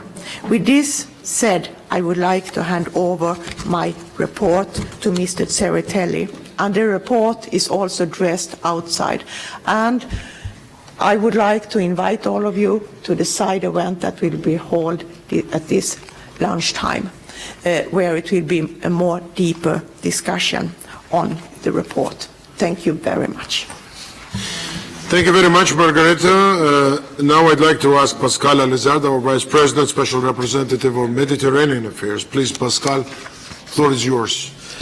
Oui, Monsieur le Président, mes chers collègues, merci. Vous faire un compte-rendu de mon activité comme représentant spécial pour les affaires méditerranéennes, responsabilité que Madame Muttonen m'avait confiée en 2017 et que vous-même, Monsieur le Président, m'avez renouvelée en 2018. Cette année, je me suis donc rendu en Égypte et le président Tsereteli m'a fait l'honneur de m'accompagner. C'était donc la première visite de membre de l'Assemblée parlementaire de l'OSCE depuis 10 ans. Et l'Égypte avait accueilli la conférence méditerranéenne de l'OSCE en 2009 pour la dernière fois. Au Caire, nous avons eu l'honneur de rencontrer le président de la Chambre des représentants. Nous avons eu aussi un entretien avec le vice-ministre des Affaires étrangères, ainsi qu'avec les secrétaires d'État en charge des droits de l'homme, des relations avec le Parlement et des affaires multilatérales. Nous avons également rencontré le pape copte Tourados II pour discuter avec lui du dialogue interreligieux en Égypte et de son utilité pour préserver la stabilité en Égypte. Nos entretiens ont porté en général sur la récente évolution de la situation au Moyen-Orient, les problèmes communs à cette région, à savoir la lutte contre la radicalisation et le terrorisme, la crise migratoire et la crise des réfugiés. Nos deux commissions spéciales, terrorisme et migration, ont été citées d'ailleurs comme de bons exemples de la contribution qu'apportent les échanges interparlementaires dans la réponse apportée aux défis sécuritaires qui dépassent les frontières. Le président Tsereteli et moi-même avons débattu avec nos homologues de la nécessité de maintenir l'équilibre délicat entre les impératifs de la sécurité intérieure et la protection des libertés individuelles en temps de crise. J'ai l'intention de rencontrer la présidence des partenaires méditerranéens pour la coopération qui échoua cette année à la Suède et nous espérons coordonner nos efforts pour cette année et je m'apprête à participer pleinement aux préparatifs de cette prochaine conférence. J'espère pouvoir me rendre en Jordanie, en Tunisie dans un avenir très proche et je vais bien évidemment approfondir les contacts noués avec nos amis marocains, égyptiens et maintenir aussi nos contacts avec nos amis algériens et israéliens. Vous dire aussi quelques mots plus personnel sur ce voyage en Égypte, où on a eu, je crois, le plaisir de trouver un pays sur la voie de l'apaisement, malgré un environnement, un voisinage hostile. Comme vous le savez, la France entretient de bonnes relations avec l'Égypte, ce qui a contribué à faciliter cette mission.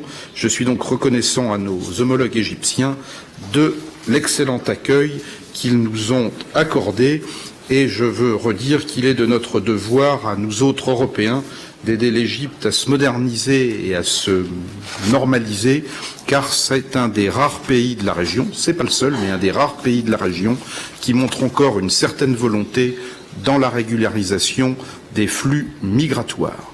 Enfin, l'actuel gouvernement poursuit son action et sa principale priorité reste la stabilité et la sécurité. Cela mérite largement notre attention et notre soutien.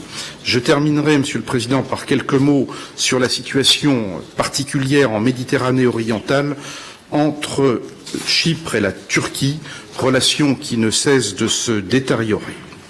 Je voudrais vous dire, mes chers collègues, que je trouve parfaitement normal que Chypre ait fortement réagi en janvier dernier à l'annonce turque selon laquelle Ankara ait décidé de commencer un nouveau forage de gaz naturel au large de la côte chypriote sud, et je constate avec regret que ce nouveau forage constitue une nouvelle violation des droits souverains et de la juridiction de la République de Chypre dans le cadre de la Convention des Nations Unies sur le droit de la mer, mais aussi du droit international coutumier relatif à ces questions.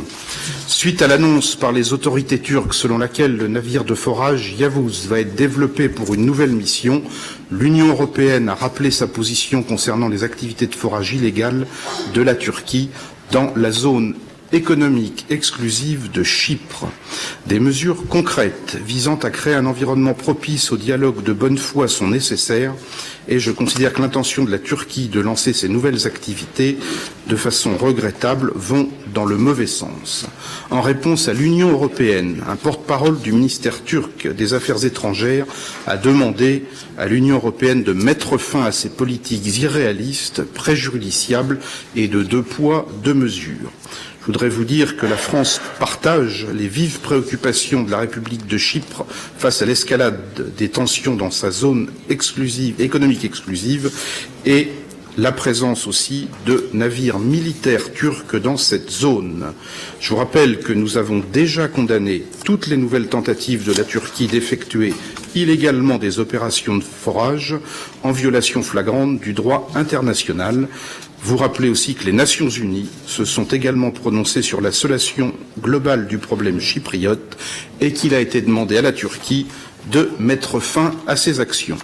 Enfin, début février et après des exercices de la marine chypriote auxquels ont pris part des frégates françaises notamment et le groupe aéronaval autour du porte-avions Charles de Gaulle qui a traversé le bloc 8, celui qui est attribué par Nicosie à Total pour la France et à Eni pour l'Italie, fait l'objet d'une campagne de prospection. Dans ce contexte, la ministre française de la Défense s'est rendue récemment à Chypre pour rencontrer les plus hautes autorités du pays et les questions de souveraineté maritime ont été au cœur de ces échanges. Le président français a annoncé la mise en place d'ici juin prochain d'un partenariat stratégique de sécurité entre Paris et Athènes, lequel se traduira par une présence navale accrue de la Marine nationale française dans la région, une coopération industrielle renforcée et des opérations communes maritimes comme terrestres. Ce partenariat devrait donc permettre d'assurer pleinement la sécurité d'une région stratégique pour l'Europe et au-delà. J'estime que les actions illégales turques auront un impact négatif considérable sur l'ensemble des relations entre l'Union européenne et la Turquie, qui, vous le savez, sont déjà très délicates en raison de la part importante que prend la Turquie dans les conflits dans la région méditerranéenne. Voilà, Monsieur le Président, mon rapport. Merci à vous. Thank you, dear Pascal. And once again, I'd like to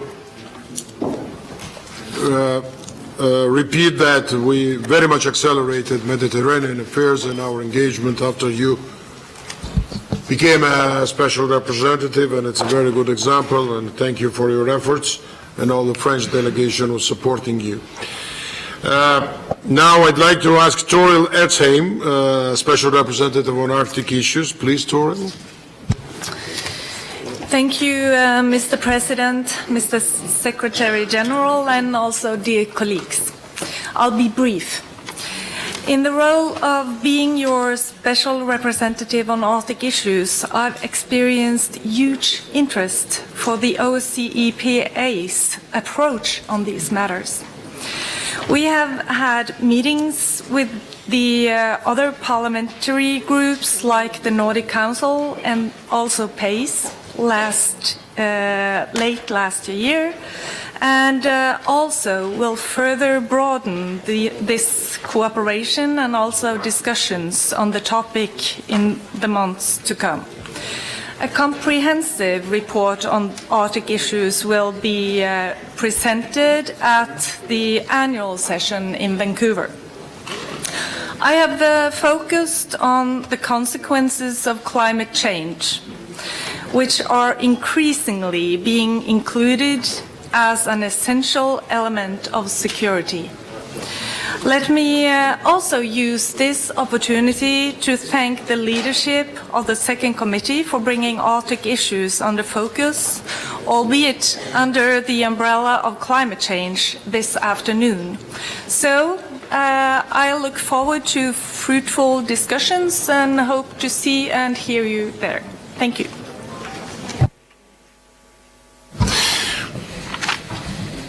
Thank you very much, Toril.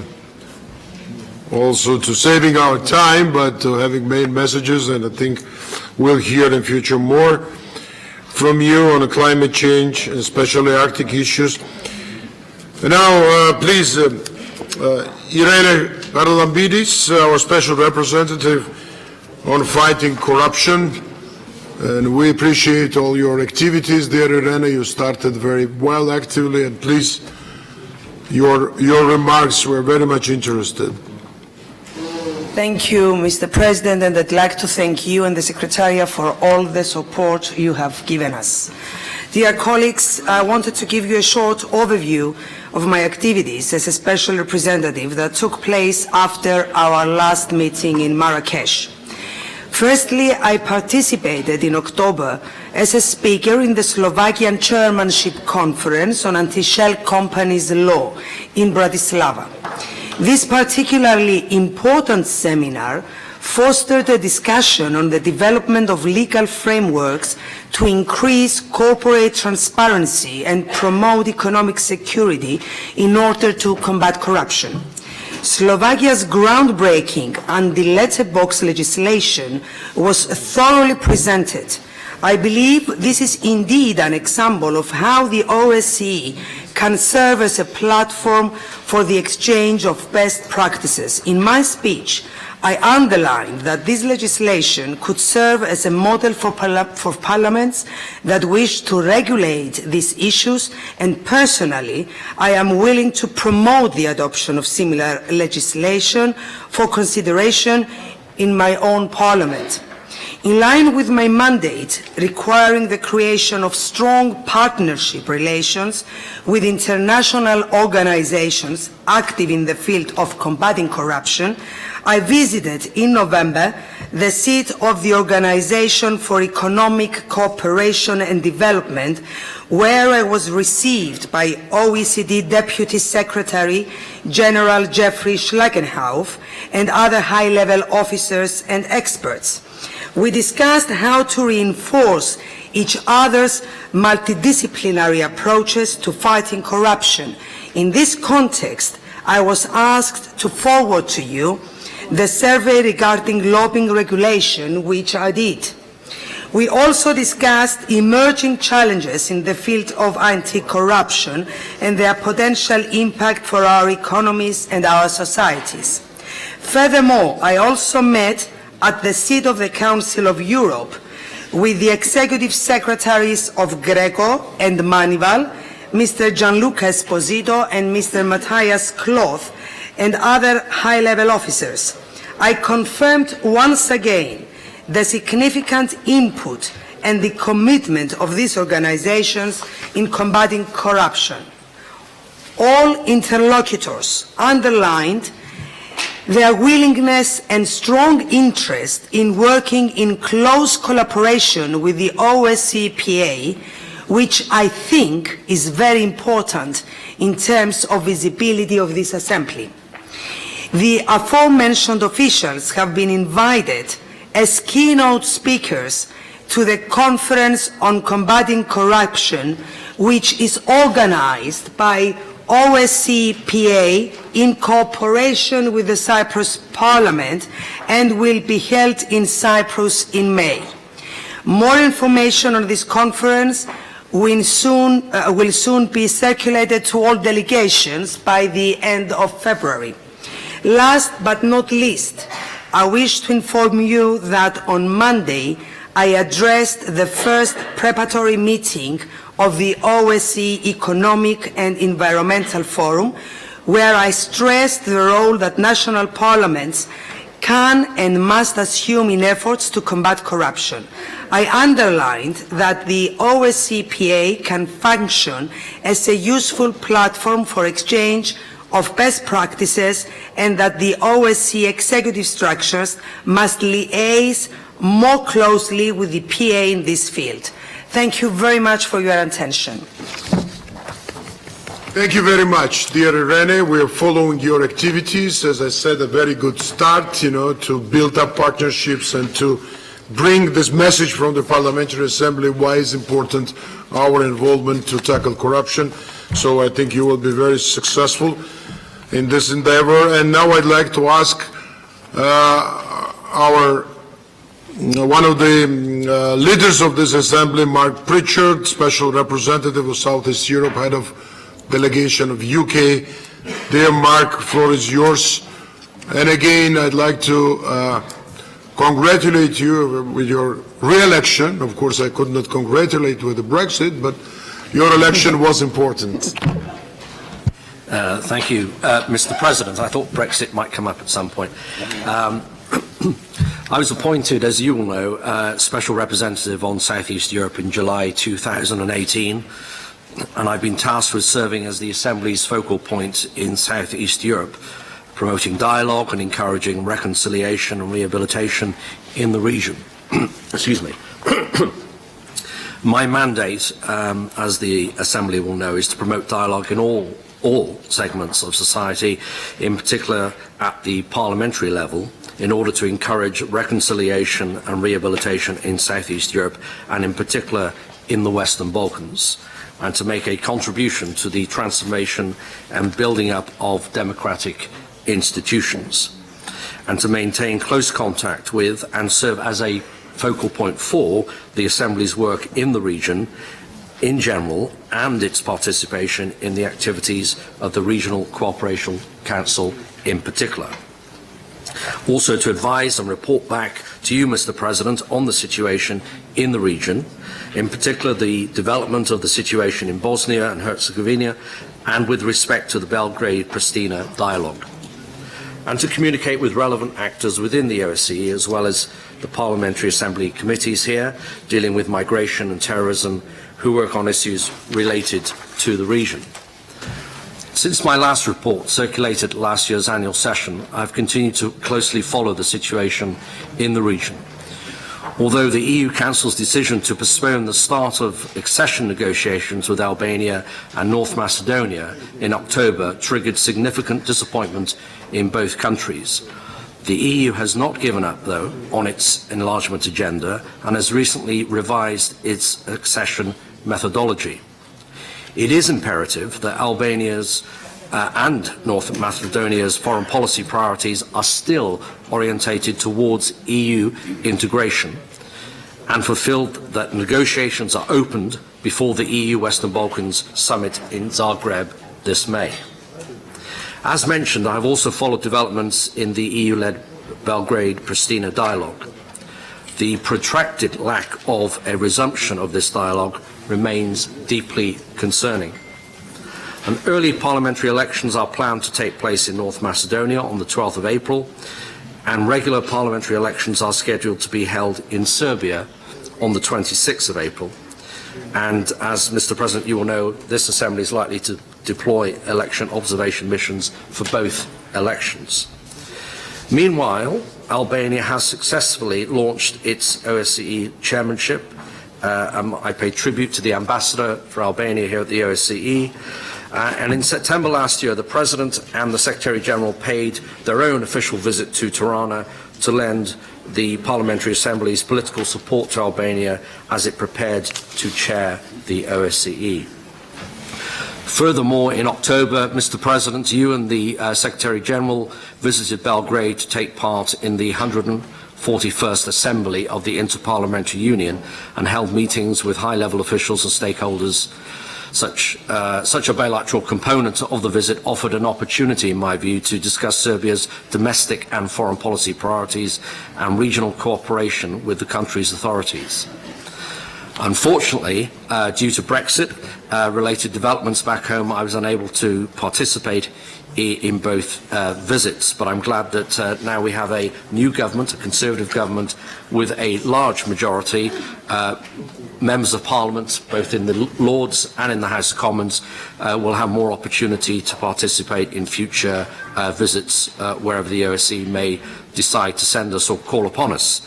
And given that Brexit has been mentioned, as a UK Member of Parliament from the governing party, who voted Remain, by the way, but accepted the result, the UK, I can announce, officially left, as colleagues will know, the European Union on the 31st of January of this year. However, the UK has not left Europe, we have not left NATO, we have not left the OSCE, and we remain a member of the Security Council, a permanent member of the Security Council of the United Nations, and arguably, I would say, are going to become more involved, not less involved, internationally and more involved and engaged internationally. Finally, in March, I look forward to my official visit to Greece, aimed at discussing regional cooperation, migration and security in the region. I thank the Greek Parliament and the Greek government for ensuring a successful and productive visit, and certainly the work so far has been very commendable. Thank you. I will continue to work hard in the region on behalf of this Assembly and keep colleagues informed about further developments. If I may, Mr. President, with your grace, I would like to thank all the excellent staff of the OSCPA, not least the Secretary-General, but all of those that worked so hard in Vienna and in Copenhagen. Without them, I could not fulfill my duties. Thank you, sir. Thank you very much for this comprehensive report and your activities, and I know that it's coming more in your agenda, in your plans, and we are very vigilant and very, let's say, attentive to the Western Balkans and the region, Southeast Europe, and many, let's say, activities there.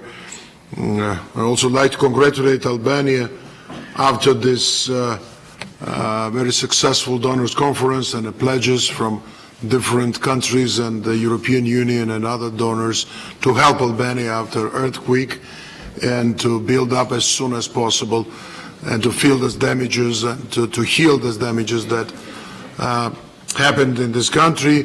And also we know the upcoming elections in Macedonia, North Macedonia, in Serbia, so the region will be very actively discussed and debated in international fora, and of course European integration and acceleration of this work. It's very important, and I think you will contribute from your side as much as you can. Thank you very much. And now the last speaker from this rapporteurs group will be Ms. Pia Kauma, our special representative on civil society engagement, and I'd like to say at the outset that her work and her steps are very much, you know, it gains a lot of interest among international actors and civil society, of course. Please, Pia. Thank you, Mr. Chair. Dear colleagues, I assume the duties as Special Representative on Civil Society Engagement at a difficult time. We hear very often that the space for civil society engagement is shrinking in many OSCE countries. This should be of concern to us all, and I hope to keep this issue high on the OSCE-PA agenda. Our OSCE Parliamentary Assembly sent a strong message in Luxembourg last year by adopting the resolution on the role of civil society. I want to thank the American delegation that put this resolution forward and all those who supported it. As my work as Special Representative stems from this resolution, I recognize it is particularly important to my work. You may recall that I reported in October that I participated in the OSCE's Human Dimension implementation meeting in Warsaw last autumn. This meeting, the largest annual human rights meeting in Europe, serves as an excellent forum for interaction with governments and particularly civil society. I have built on the contacts that I established there, and I would encourage other OSCE members to consider attending it in the future. Dear colleagues, I have been in touch on an individual basis with a number of delegations around this table.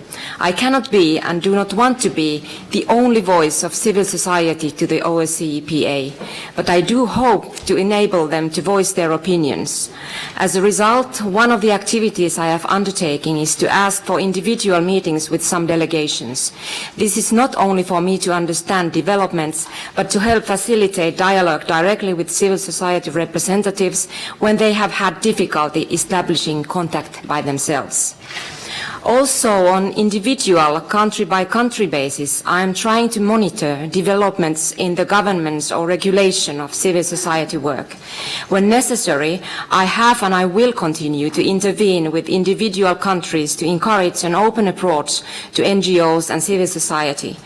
This is in the spirit of the OSCE and of our own Luxembourg resolution. Finally, colleagues, a number of you participated in a side event that I was pleased to support yesterday, together with representatives from the Civic Solidarity Platform. I think that this was a useful opportunity to hear from a network of NGOs. They raised concerns related to the issue I mentioned about increasing limitations on civil society activities. Yesterday's event was the first test, and it is my hope that in the future further such events can take place, providing interested groups with an opportunity to raise issues directly with OSCE members. I hope to continue working with broad groups of civil society representatives to this end and encourage all of you and your colleagues to attend and interact with these NGOs. I do not hide that sometimes what these activists say will be criticisms, and it will be difficult for some of us to hear them. I suspect that I will not agree with everything that is said either, but in the spirit of Voltaire, I do not need to agree with what is being said to defend their right to say it. The vocal engagement by experts and activists is critical to our work as parliamentarians and fundamental to an open and stable society. There is one final note I would like to make.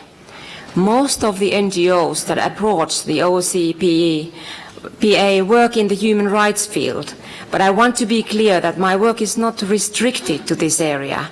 There are excellent NGOs addressing issues such as environmental concerns, arms reductions, poverty, and many other topics. We should be open to all of them, and I hope we hear more from such groups in the future. Thank you. Thank you very much, dear Pia. And once again, thank you for your good plans and activities, and I ask you to serve as a special representative with one reason: to make voices of non-governmental organizations more, let's say, important for the Assembly, and our members should hear that. Would it be critical or would it be supportive? But I think it should be objective, and it's very important to include also their work in our efforts. And thank you for doing that. So we concluded already reports of special rapporteurs, but there's one request from the floor responding to the one of the reports. I'd like to ask Mr. Nabiyavci, head of Turkish delegation, very shortly to respond to the issue you'd like to say. Thank you. Thank you, Mr. President. First of all, I would like to ask our French colleague, in which capacity was he talking? If he was talking in capacity of Mediterranean special representative, then he should not violate his mandate. All special representatives are required to maintain a responsible, objective, and impartial stance to all participant states. If he was talking in his national capacity, here is my response. Turkey is determined to protect its sovereign rights and interests in its own continental shelf, as well as the rights and interests of the Turkish Republic of Northern Cyprus. As long as the Greek Cypriots act as if the island belongs solely to them and continue their unilateral hydrocarbon-related activities, our position will not change. Our activities within Turkish Cyprus licensed areas, as well as Turkey's continental shelf, will continue with seismic and drilling operations. On the other hand, we are ready to deepen the cooperation in the field of energy with the countries and actors that respect the sensitivities of Turkey and Turkish Cypriots. Some European countries' position on the Eastern Mediterranean, threatening with measures, does not contribute to a solution, but to the contrary, encourages sides to move further away from a possible solution.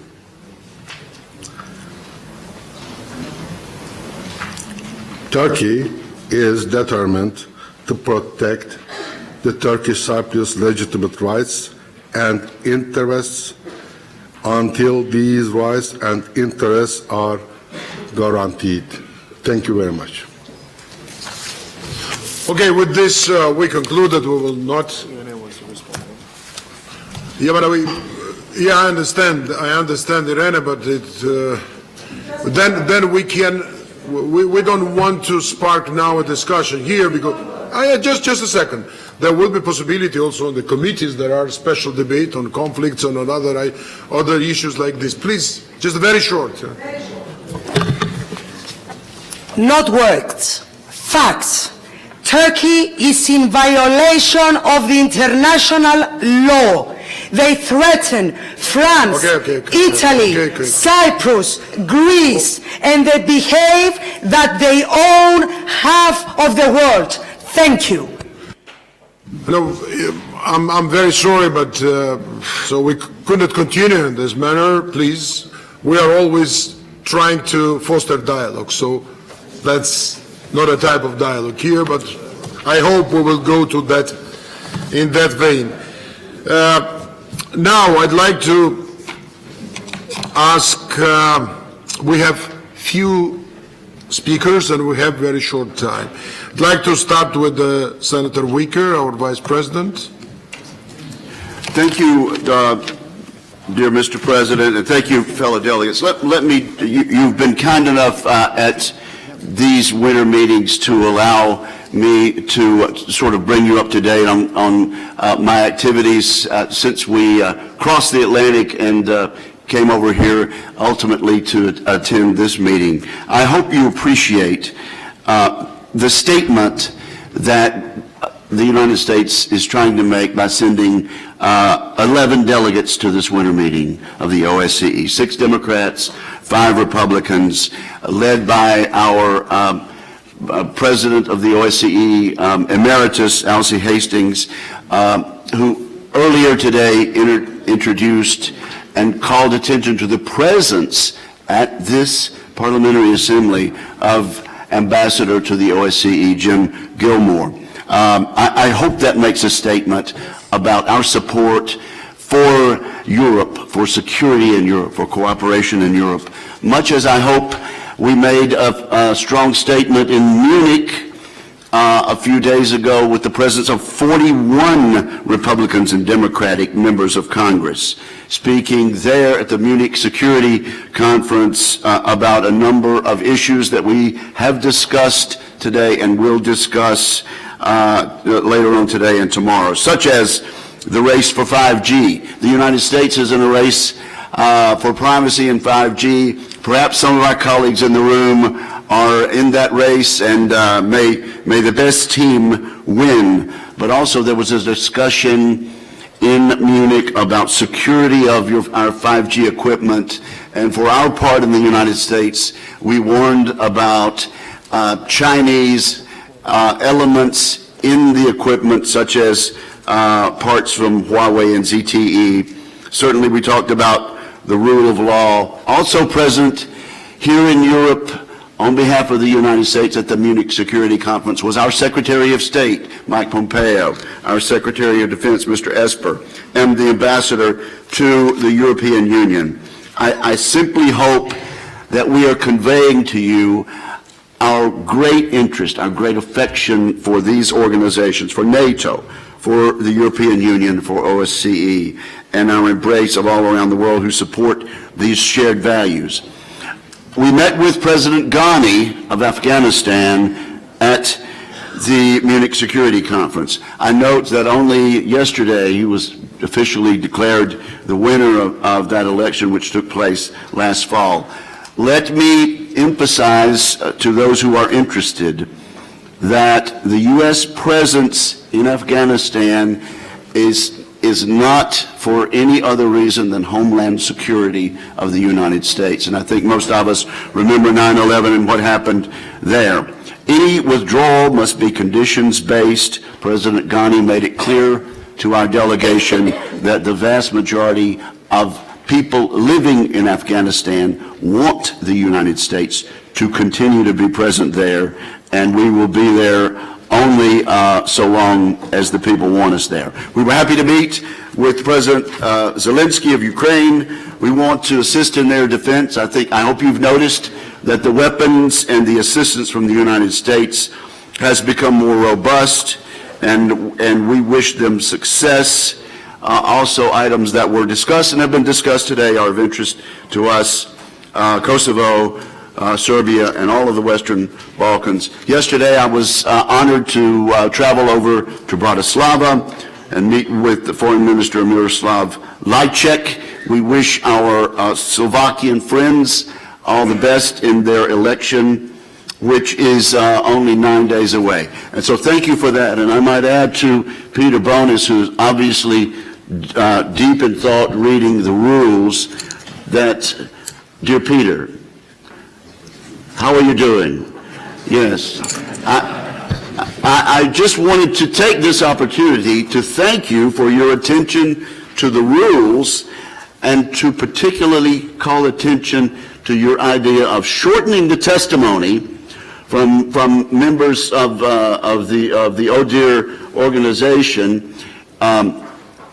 And it seems to me if the United States Judiciary Committee can ask the Attorney General to come in and give him only 5 minutes to speak and then jump into questions, we might look at something like that. It might make our parliamentary assemblies more lively, perhaps not as lively as British parliamentary question time, but still a little more interesting and give us a little more participation. Thank you, President George, and we are once again delighted to be brothers and sisters of yours in this important organization.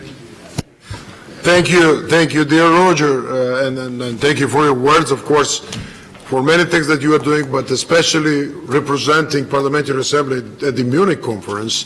OSCE is represented on governmental side, but unfortunately still it's another parliamentary dimension represented there. Thank you for your great job and encouragement and your share and the share of American delegation and all our activities and a strengthening Parliamentary Assembly. Thank you very much.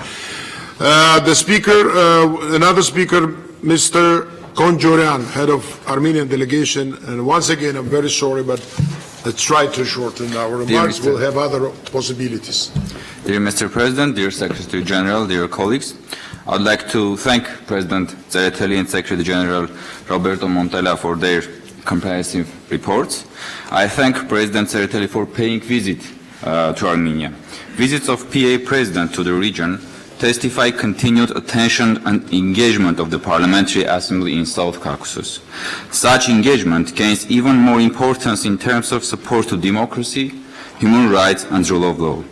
Armenia is committed to expand multilateral cooperation within the framework of OSCE Parliamentary Assembly, and the visit of President Tsereteli to Armenia was a good opportunity to outline the scope of the further programs, commitments and prospects of cooperation.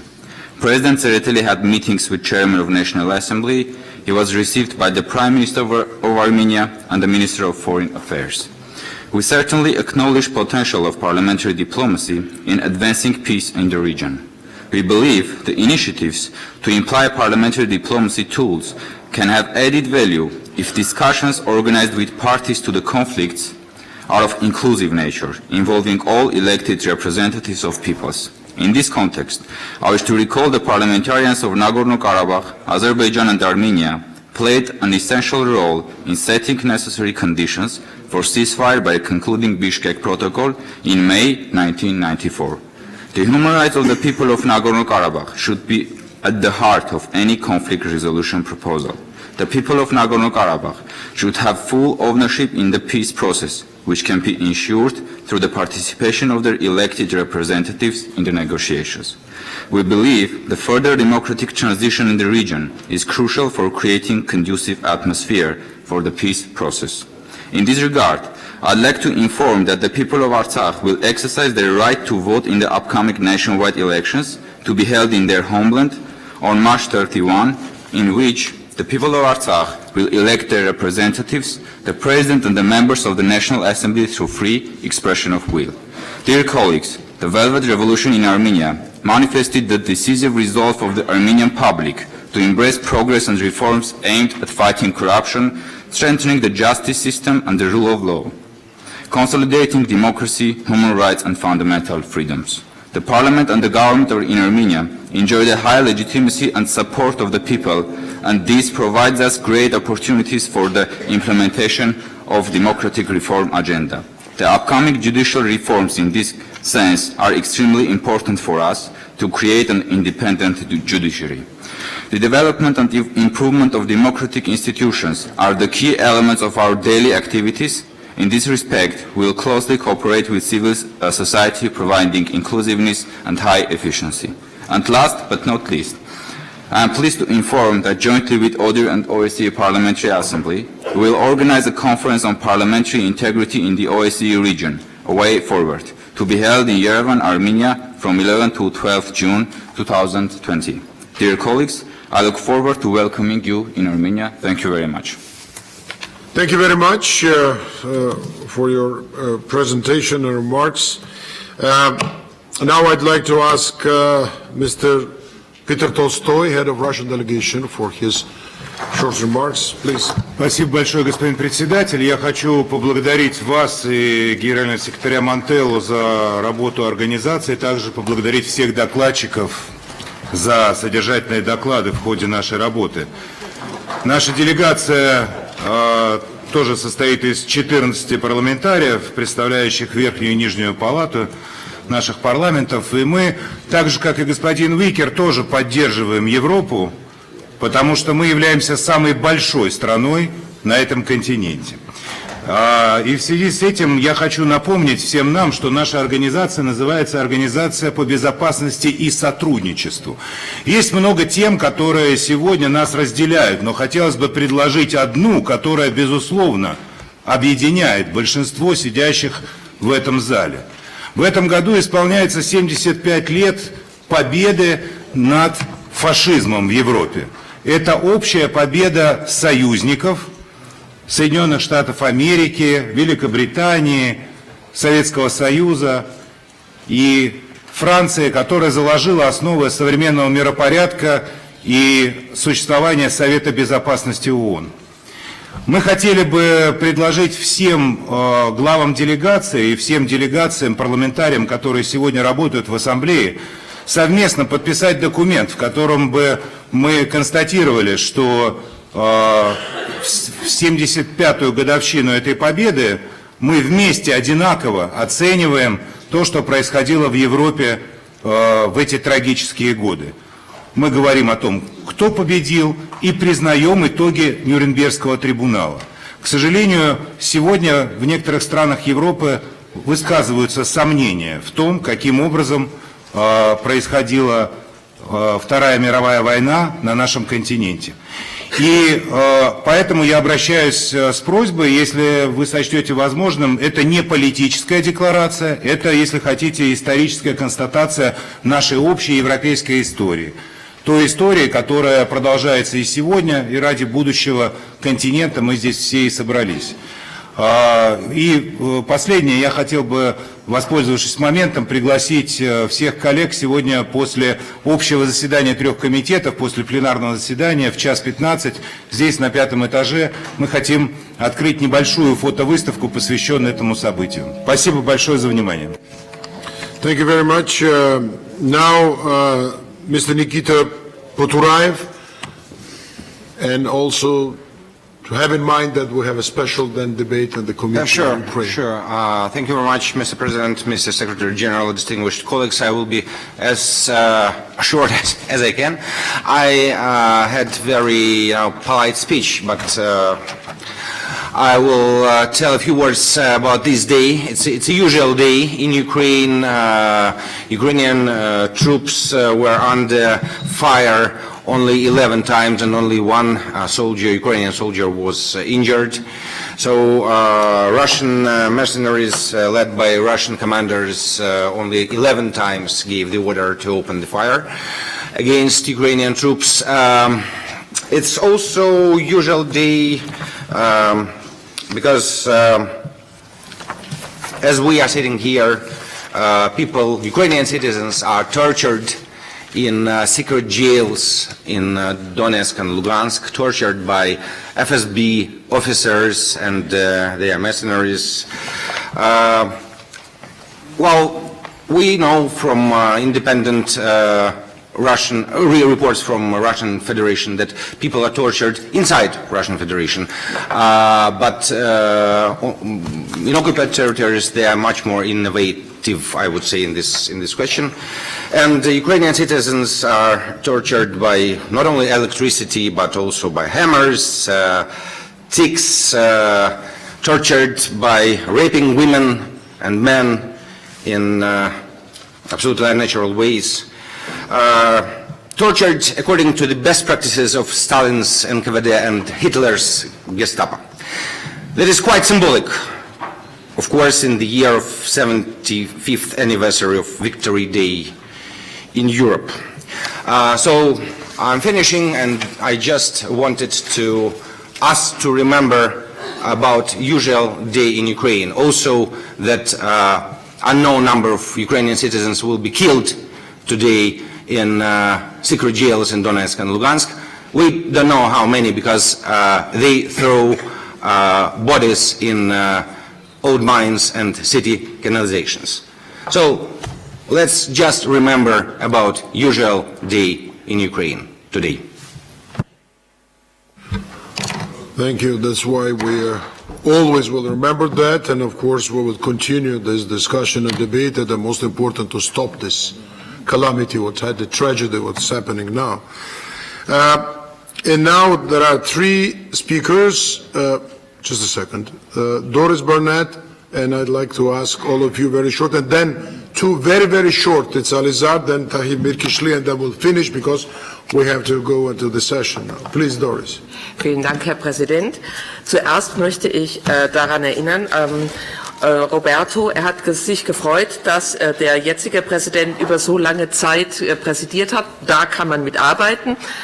Deswegen wäre es schön, wenn unser Vorschlag, der Vorschlag aus der deutschen Delegation, dass man den Präsidenten nicht zweimal für ein Jahr, sondern gleich einmal für 2 Jahre und dann einmalig wählt, aufgenommen werden würde, dann hätten wir das Problem nicht. Zweitens, ich freue mich riesig, dass die US-amerikanische Delegation und auch die russische Delegation mit so vielen Delegierten hier sind. Das zeigt, dass Sie unsere Organisation wichtig nehmen. Ganz, ganz herzlichen Dank dafür. Was jetzt diese Deklaration anlässlich 75 Jahre Ende des Zweiten Weltkriegs bzw. Sieg über die Faschisten in Europa angeht, würde ich mich sehr freuen, wenn es möglich wäre, dass unseren Youngsters, die ja in Amerika zusammengekommen sind, junge Parlamentarier, dass die mitarbeiten, eine solche Deklaration zu schreiben, denn es ist für mich fast unbegreiflich, wie sehr in unseren Ländern, auch in Deutschland, Faschisten wieder Grund und Boden gewinnen, wie die plötzlich wieder auferstehen. Ja, und unsere Länder versuchen verrückt zu machen, weil Faschisten, auch wenn sie jetzt anfänglich zusammenarbeiten, brav und friedlich, das Ende wird sein, dass sie wieder Krieg haben wollen, dass es wieder gegeneinander geht. Wir müssen das verhindern. Und deswegen wäre ich froh, wenn unsere Jungen mitarbeiten würden, denn die übernehmen den Staffelstab von uns, wenn wir demnächst aufhören, in Parlamenten zu arbeiten. Türkei und Zypern würde ich mich sehr freuen, wenn wir haben ja eine Kooperation beim Kaspischen Meer. Das sind auch 5 Anrainerstaaten, die sich eine Region teilen und Erdöl, Erdgas fördern. Die arbeiten hervorragend zusammen. Vielleicht könnte man das als Beispiel nehmen und sagen, so könnte man vielleicht auch um diese Region arbeiten, kann man ja mal sich dort ein Beispiel nehmen. Und außerdem würde ich mich freuen, wenn wir viel enger bei bestimmten Themen mit Europarat, NATO-PV, IPU und so weiter zusammenarbeiten, statt dass wir immer nebeneinander arbeiten. Jeder behandelt das Thema. Wenn wir zusammenarbeiten, hätten wir wahrscheinlich einen wesentlich größeren Effekt und würden unseren Regierungen auch zeigen, dass wir Parlamentarier es ernst nehmen und solche Versammlungen wie hier in Wien oder in Vancouver nicht nur schöne Reisen sind, sondern uns politisch wichtig sind. Vielen Dank. Thank you very much, dear Doris. Now I'd like two speakers or no more, but very short, the Pascal Alizard and Tahir Mirkishli. Oui, Monsieur le Président, merci, ce sera très rapide. Je voudrais simplement dire à mon collègue turc qu'il n'y avait bien évidemment aucune dimension personnelle dans mon propos concernant la situation entre Chypre et la Turquie, c'est le premier point. Le deuxième point, oui, je suis un parlementaire français, vice-président de la Commission des Affaires étrangères et de la Défense du Sénat français, mais je suis aussi représentant spécial pour la Méditerranée, grâce à votre confiance, Monsieur le Président. Et quand l'ONU considère qu'il y a violation du droit international sur le sujet que j'ai cité, je pense qu'on peut tout à fait en parler librement et sans difficulté autour de cette table. Merci. Thank you, Pascal. Tahir, please, and then we will... Thank you very much. I was obliged to take a floor because the Armenian delegation are not tired to distribute false information here. As you know, every election in every country are carrying out according to the Constitution and according to the golden standards of Copenhagen commitments. As you know, we had election in Azerbaijan. ODIHR and the OSCE will observe these elections. I want to remind that the Azerbaijan community of the Nagorno-Karabakh region of Azerbaijan took part in this election and became the elected representative of the Nagorno-Karabakh region of Azerbaijan. Also, Azerbaijan citizens of Armenian origin in Nagorno-Karabakh region of Azerbaijan occupied by Armenia were invited by the Central Election Commission as well as by Azerbaijan community of the Nagorno-Karabakh region of Azerbaijan to participate in the parliamentary elections. But Armenian occupation regime in Nagorno-Karabakh did not release people there to exercise election rights. I want to conclude that encourage to Armenia, just stop the occupation, withdraw your troops, and you will see the hard right of Nagorno-Karabakh population will be protected in Azerbaijan. Thank you very much. Okay, dear colleagues, thank you very much for your contributions. There are must things to do. I'd like to just announce some future meetings. And then if anybody from host country likes to speak, I recommend to speak tomorrow. Later on, we will again touch upon this and the meetings there. So I think it's better also to speak, dear Oscar, you and Heidi and others at the plenary session. So just a second. Bureau meeting will be Copenhagen, 26-27, thanks to our Danish hosts. On 29th annual session in Vancouver, 3-7 July 2020. Again, thanks Canadian hosts, and Heidi will say a few words afterwards in the plenary session. Our autumn meeting will take place in San Marino, dear Oscar. Thanks for this initiative, 5-7 October 2020. And Bureau meeting, also the Ministerial Council, will be in Tirana 2 and 4 December. And our Bureau will meet on 2nd of December before the Ministerial Council meeting in Albania. So our Albanians will host this important event. So in 2021 and beyond, we're also trying to plan, a little bit in advance. We thank delegations who have already offered to host our meetings.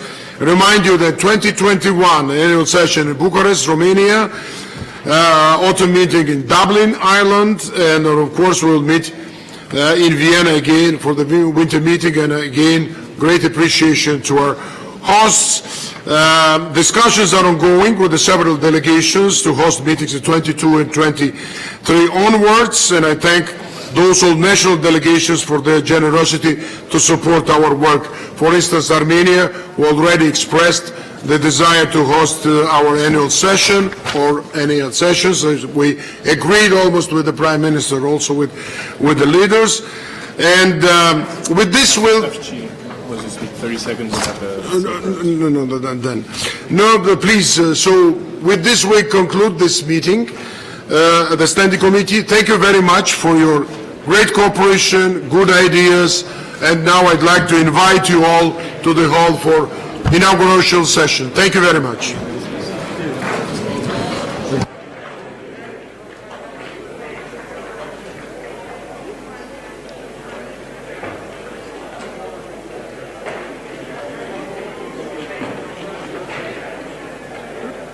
Yeah, I stopped it right now.